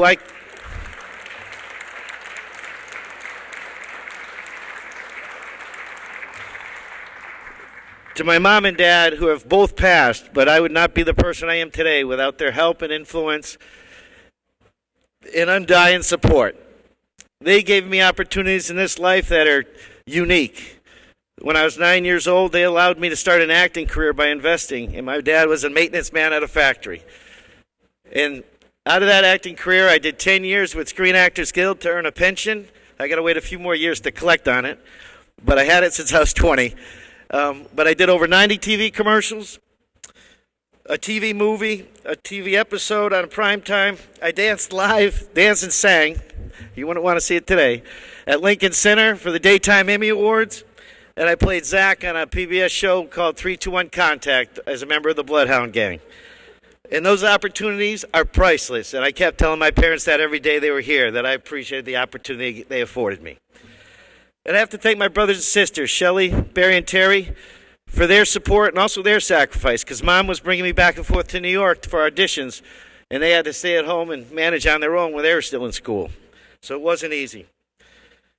After I was done with that, I focused on my small town of Chester, where I got involved in community service. I joined the volunteer fire department, became a part-time police officer, and at the age of 21 was elected to the Board of Selectmen for a 3-year term. I decided not to run again after that and seek other avenues, and that's when the Gulf War was going on. I decided to join the Army and serve 20 years on active duty, retiring just over 11 years ago. I served all over the world, and I would not trade those experiences for anything. From Fort Bragg, jumping out of airplanes, Korea, Haiti, Macedonia, we were bombing Kosovo, Army Central Command, where I spent most of my time in Kuwait, where I was during 9/11, England, and then in Washington, D.C. area for the National Reconnaissance Office and the National Geospatial Intelligence Office, where I retired from. And I also became a civilian for a few years before quitting my federal job and moving back to Western Mass to be closer to family and friends and help my sister with my mother, who wasn't doing very well. So there I became a stay-at-home dad and a full-time student going to Westfield State University to get a second bachelor's degree in political science. I worked at the VA, helping our veterans get the care and service they needed. And then I went to Western New England University and got a master's of law degree. I then had a great opportunity to become a legislative aide for then State Senator Don Humison. And I got to take a minute to thank former state representative, state senator, and mayor Don Humison, not only for his service to the Commonwealth and the people of Westfield, but for his mentorship, advice, and more importantly, his friendship. And I also have to thank the senator from Westfield, the current senator, who has been nothing but gracious and helpful in my time as a state representative. And it just shows that it doesn't matter if you're a Democrat or Republican, that you can work across party lines to do what's right for the people of your district. And of course, I got to thank the minority caucus, the Republican caucus, the minority leader, and the gentle lady from Holden, and all the members of the minority caucus for answering all my questions and giving me advice as I navigate this process. And then I would be remiss if I didn't thank all the volunteers and people that helped me during my campaign. Out there holding signs in the morning and at night, doing mailers, knocking on doors. Without them and their advice, I could not be where I am today. And of course, the people of Westfield. I am truly honored and privileged to have the opportunity to represent them here at the State House. And it humbles me to be able to serve them, and I look forward to continue to serve them along with redistricting the town of Southampton moving forward. So, Mr. Speaker, I want to thank you for this time, and I ask the members, please don't put any more undue burden on the Commonwealth of Massachusetts citizens, and let's just get rid of this piece, and we can still do this clean energy. Thank you very much. The chair would inform the members that this was the representative's initial inaugural speech.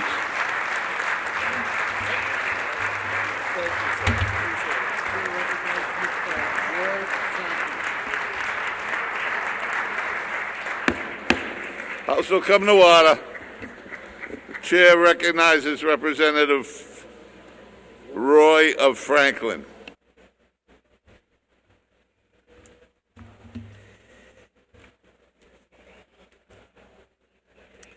Mr. Speaker, I want to congratulate the gentleman from Westfield on his inaugural speech, but I will say it's tough here having to follow a movie star to address this particular amendment.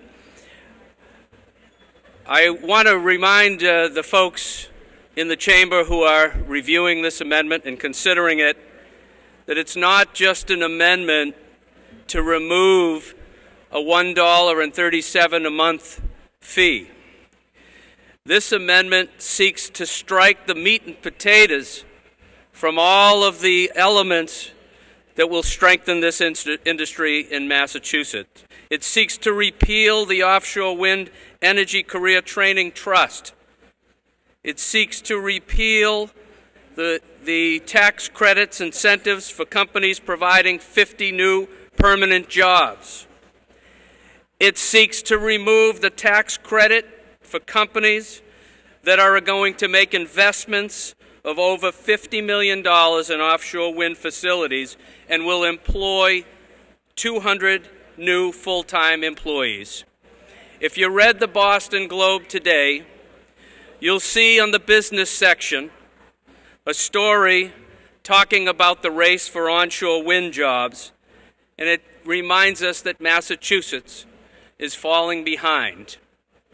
And I would suggest to you that the passage of this amendment is not the answer to how we address our slipping in the offshore wind industry. This amendment would gut everything we're trying to do to build this industry. Massachusetts stands to realize significant economic gain by making investments in our infrastructure and workforce to be a premier player in offshore wind. We're paying a little bit, again, $1.37 a month, but we're getting a lot of value. How many of you who drove in here today would like the expressway or the Mass Pike to go down to a 2-lane highway instead of a 4-lane highway? You'd pay a little more to get much more service. And with this rate, we're creating a parity between electric and natural gas. And that's natural gas has never paid for any renewable energy charges. Now, I also want to remind you that these bill charges are going to a quasi-governmental agency that has proven results. In their 10-year impact report, Mass CEC shares that they have awarded over $360 million. And as a result of that expenditure, they have attracted $2 billion, that's $2 billion with a B, dollars in private and federal capital. The rate increases that the gentleman from Westfield is talking about are really attributable to an over-reliance on fossil fuels. This legislation and the development of an offshore wind industry will help break that reliance, establish energy independence, and help us avoid rate spikes. And we carefully crafted the offshore wind tax incentives to include clawbacks if the promised new permanent jobs and capital investments in offshore wind facilities don't materialize. If you want to see what the benefits of these tax incentives are, I urge you to take a ride and talk to the folks at Brayton Point about what it means to replace a dirty coal-fired power plant with a manufacturer of cables. Take a ride and talk to the folks in Salem who are looking to revitalize their port, which also housed a now-closed coal-fired plant. And take a ride and head to New Bedford to get an understanding of how this industry can transform a city that provided light from whale oil 100 years ago and again can be a center of power with a robust offshore wind industry. Folks, the only people who are in support of this amendment are the folks who live in New York, New Jersey, and Connecticut, because they'd love nothing more than to have the gentleman from Westfield's amendment pass. Those states want the business. Let's not let that business go there. Let's keep it right here in the Commonwealth of Massachusetts. And for these reasons, I urge you to vote no on this amendment. Roll call being honored.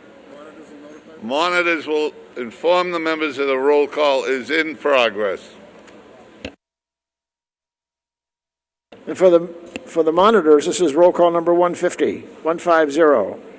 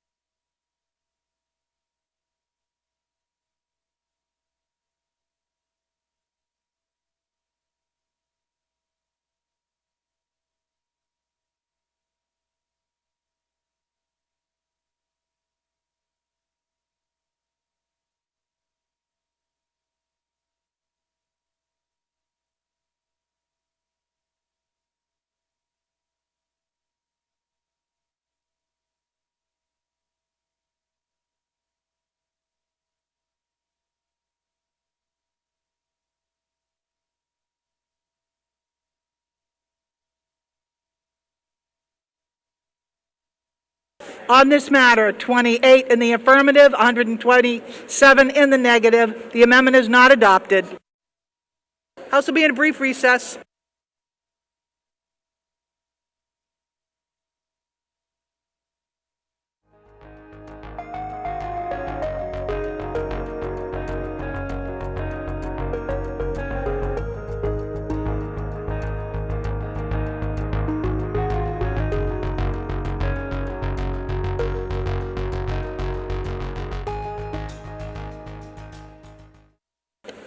House will be in order. Ms. Ferranti of Gloucester offers an amendment in the hands of the clerk. Amendment number 7 as changed. Ms. Ferranti of Gloucester moves to amend the bill in Section 1 in lines 3 to 15 inclusive by striking out the text contained in those lines and in place with the following. Section 1. Chapter 21A of the General Laws is hereby amended by inserting after Section 4A the following section. If there be no objection, the clerk will dispense with reading. Question comes on adoption of the amendment. All those in favor say aye. Opposed, nay. The ayes have it. The amendment is adopted.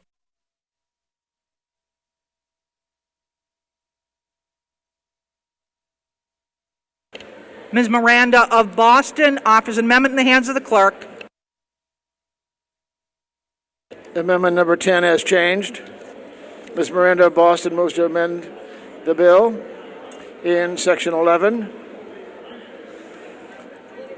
in lines 210 to 227 inclusive by striking out the text contained in those lines and inserting in place of the following. If there be no objection, the clerk will dispense with the reading.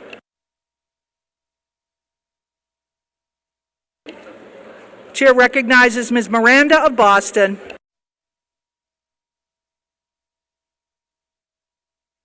Good afternoon. Thank you, Madam Speaker, and through you to the membership. Thank you to our phenomenal speaker for making offshore wind a priority. And to the gentleman from Franklin who took all my calls, and to the gentleman from the North End, and so many others, past and present, who have led us to today. And thank you to your team members who work in the late evenings to ensure we can function as a body. Before I begin my remarks on my amendment, I want to take this opportunity to thank this body and express my sincere gratitude. A month ago today, I recently lost my hero, my best friend, my dad. And it's been a very difficult time for me. I'm just returning back to work full time. I would not have been able to get through this without the love and grace extended and the support from this body. It's been my greatest honor to be among you, serving with you. Today is for my dad, Alberto, a Black immigrant factory worker who made less than $5 an hour doing literal back-breaking work, still bought a home in a transitioning community, and ensured that I went to college. He was a wise man who had only an 8th grade education, but he instilled in me at a very young age that what we do today is for tomorrow. What we do for today is always for tomorrow. He worked in a factory so that I could become a legislator, and I became a legislator so that my children one day would have the opportunities that I never dreamed of. We are voting today for the future of all Massachusetts children. As a proud Cabo Verdean woman whose ancestors worked on those whaling ships that the gentleman from Falmouth talked about to fuel our Commonwealth, today is also a very historic day. And it is true that history will be written that Massachusetts will once again be the leader in energy and continue being the leader it is on climate change. Now let us grow also into the leader in ending the racial wealth gap. I'm here today in support of Amendment number 10, related to environmental justice and economic opportunity in the new offshore wind industry. Amendment 10 requires diversity and inclusion plans for all projects to be approved, encouraging coordination between state agencies, including the Supplier Diversity Office, and increasing accountability for diversity, equity, and inclusion goals by establishing a system for measuring and reporting progress. Growing up in Roxbury in the Dudley Triangle, I knew intimately what it was like to live in a polluted, redlined, and economically disadvantaged community where illegal trash transfer stations and brownfields were everywhere, where we inhaled toxins and the summers were hotter, the air was harder to breathe, and trees were scarce.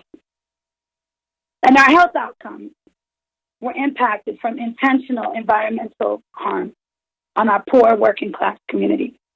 Our zip code of the 02119, which we loved, was literally killing us.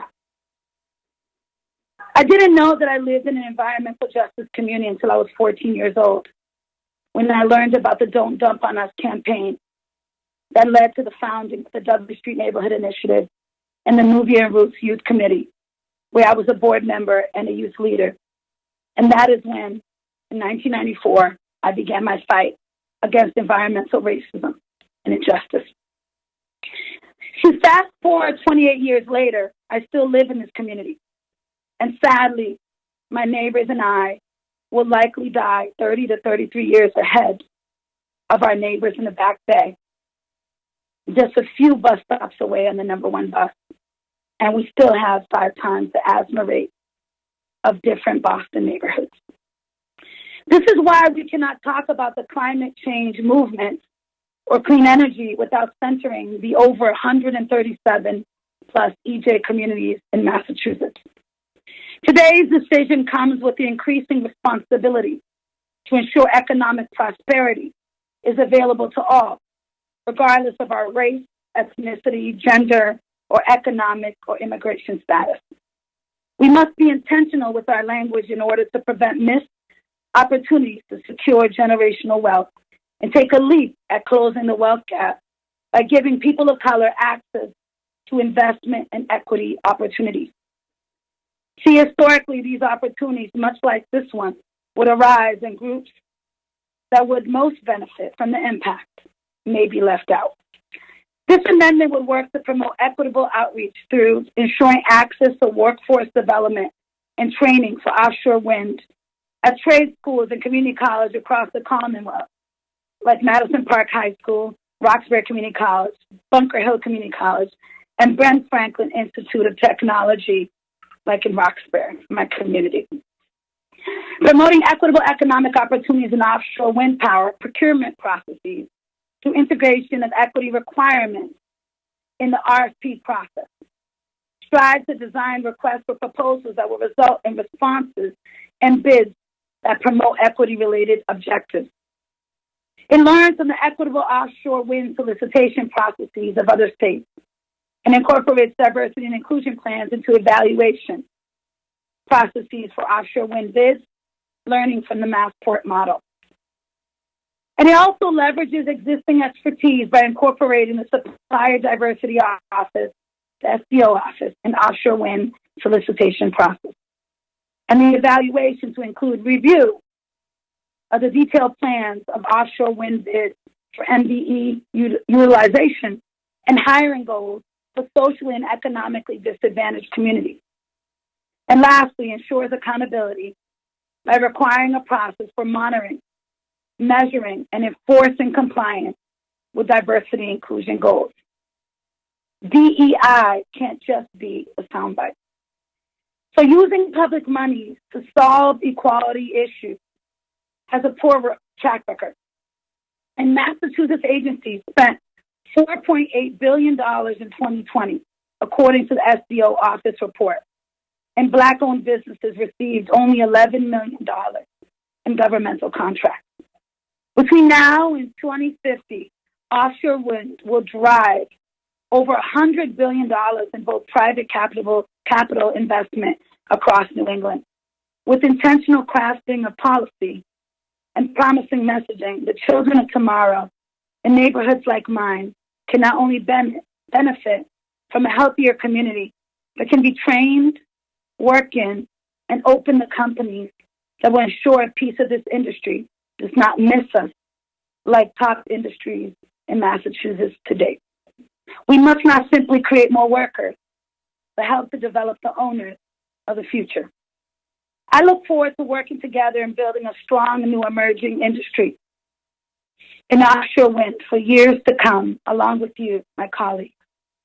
I would like to take a moment before I close to thank Casey Bowers and Susanna Hash from ELM, Massachusetts, and Ed Gaskins with the Greater Grove Hall Main Street, and our partners at Amplify, Latinx, and Beckham for uplifting those concerned and emphasizing the importance of codifying our promises into law.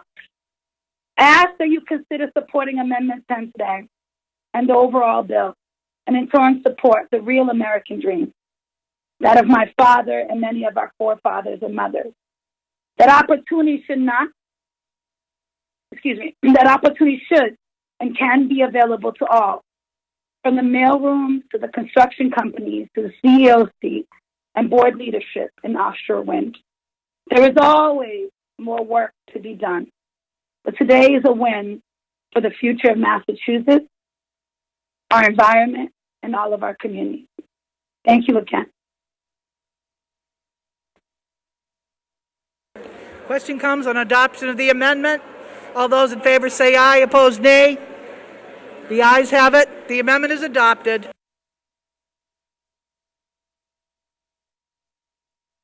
Mr. Kearney of Scituate offers an amendment in the hands of the clerk.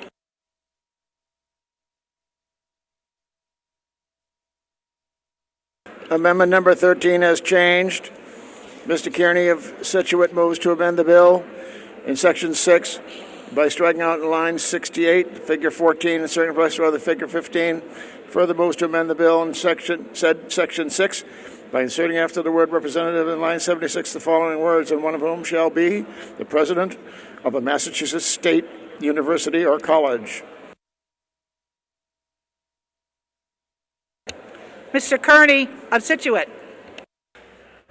Thank you, Madam Speaker, and through you to the members. I rise in support of Amendment 13, which would increase the membership of the board from 14 directors to 15 and add that designee from the state college system. Given the strength of this bill's focus on workforce development and offshore wind development, I think it's both practical and imperative that the legislative body ensure that our state colleges are represented on the center's governing board of directors. As a graduate of the Massachusetts Maritime Academy and a product of the state college system, I can attest that our state colleges are already rigorously preparing and certifying individuals to work in the offshore wind industry. State colleges have access to a range of subject matter experts and trainers from industry that keeps these institutions current on workforce needs. As a Commonwealth, we are committed to growing a successful workforce in offshore wind. We want state colleges at the table. They're ready to listen, evaluate, and contribute to the informed decisions regarding the transition to offshore wind energy. In short, state colleges have long recognized the growing influence of the wind industry and have been preparing students for the range of jobs in response to the emerging demands. As legislators, we have all heard repeatedly that our Commonwealth's employers are looking for specialized skill sets so that we can continue to be a leader in combating climate change. Adding a designee from the state colleges as the 15th director creates a more comprehensive board that I believe this bill intends to create. Before I finish, I want to quickly thank the Speaker, the gentleman from Franklin, and the gentlelady from Gloucester. One of the first pieces of legislation that I filed was a bill to study the economic impact of offshore wind development on the Massachusetts fishing economy.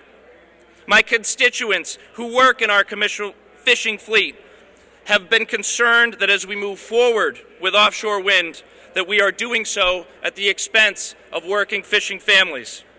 I am grateful that the language is included in this legislation, and I will continue to advocate for our charter and commercial fishermen in our policy making here on the Hill.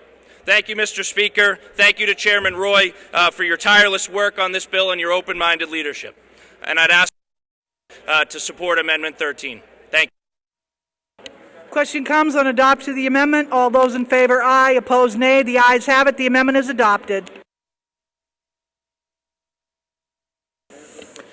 Mr. Vitolo of Brookline offers an amendment in the hands of the clerk.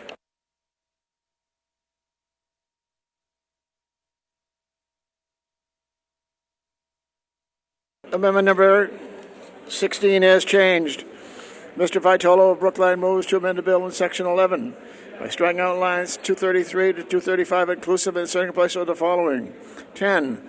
Authorized by a vote of the board and operate a program to secure leverage or otherwise guarantee long-term purchases of energy and renewable energy certificates from offshore wind developers for direct sale or resale by the center to a municipality or group of municipalities with an improved municipal load aggregation plan pursuant to Section 134 of Chapter 164, aggregations pursuant to Sections 137 of said Section 164, and other private aggregations with plans approved by the center, and moves to further amend the bill in Section 22 by inserting after the word directly in line 748 the following words, or through an aggregation pursuant to Section 137 of said Chapter 164. The question comes on passing the amendment to be engrossed.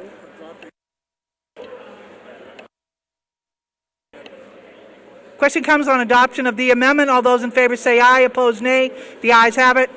The amendment is adopted.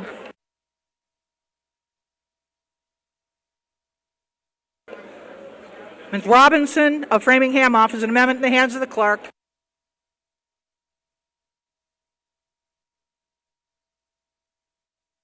Amendment number 17 as changed. Ms. Robinson of Framingham moves to amend the bill by striking out Section 23 and setting in place of the following section, Section 23. A. Notwithstanding any general special law to the contrary, the Department of Energy Resources shall, not later than March 1. If there be no objection, the clerk will dispense with the reading of the amendment.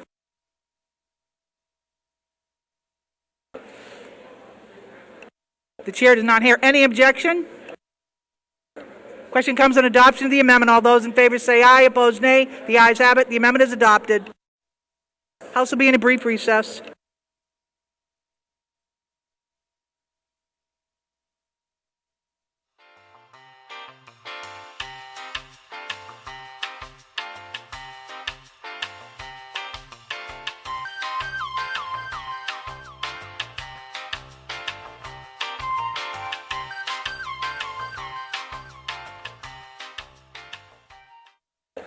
Mr. Michaelwitz of Boston offers an amendment in the hands of the clerk.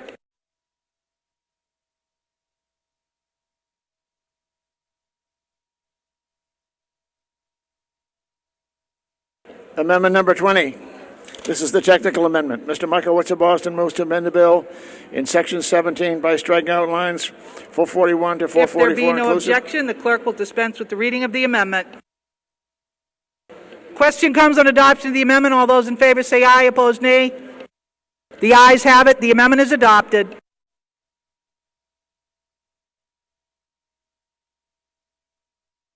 Question comes on the bill being.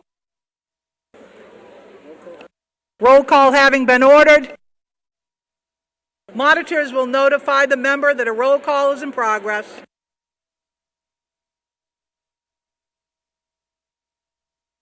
And for the monitors, this will be roll call number 151, 151.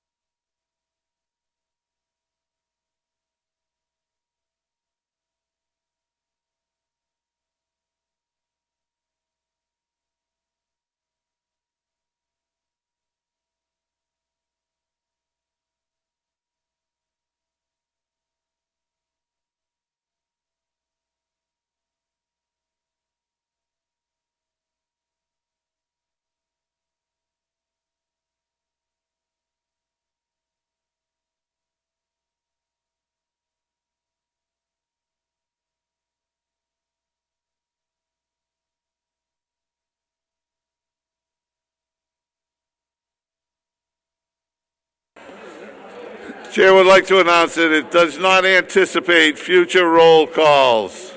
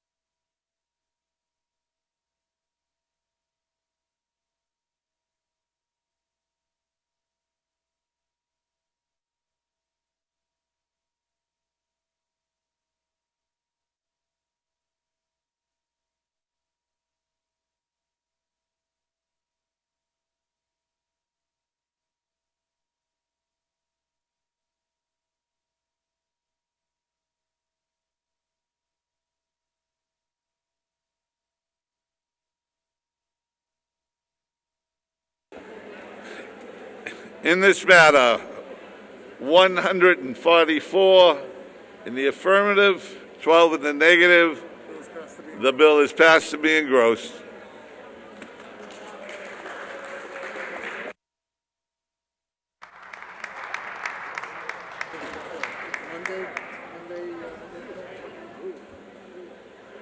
Representative Hogan of Stowe offers amendment in the hands of the clerk, an order in the hands of the clerk. Clerk will read the order. Ordered that when the House adjourns today, it adjourn to meet on Monday next at 11 o'clock a.m. Question comes on adoption of the order. All those in favor say aye. Opposed, no. The ayes have it. The order is adopted. Mr. Jones of North Reading moves that the House now stand adjourned. All those in favor say aye. Opposed, no. The ayes have it. The House stands adjourned to meet Monday next at 11 a.m. in an informal session.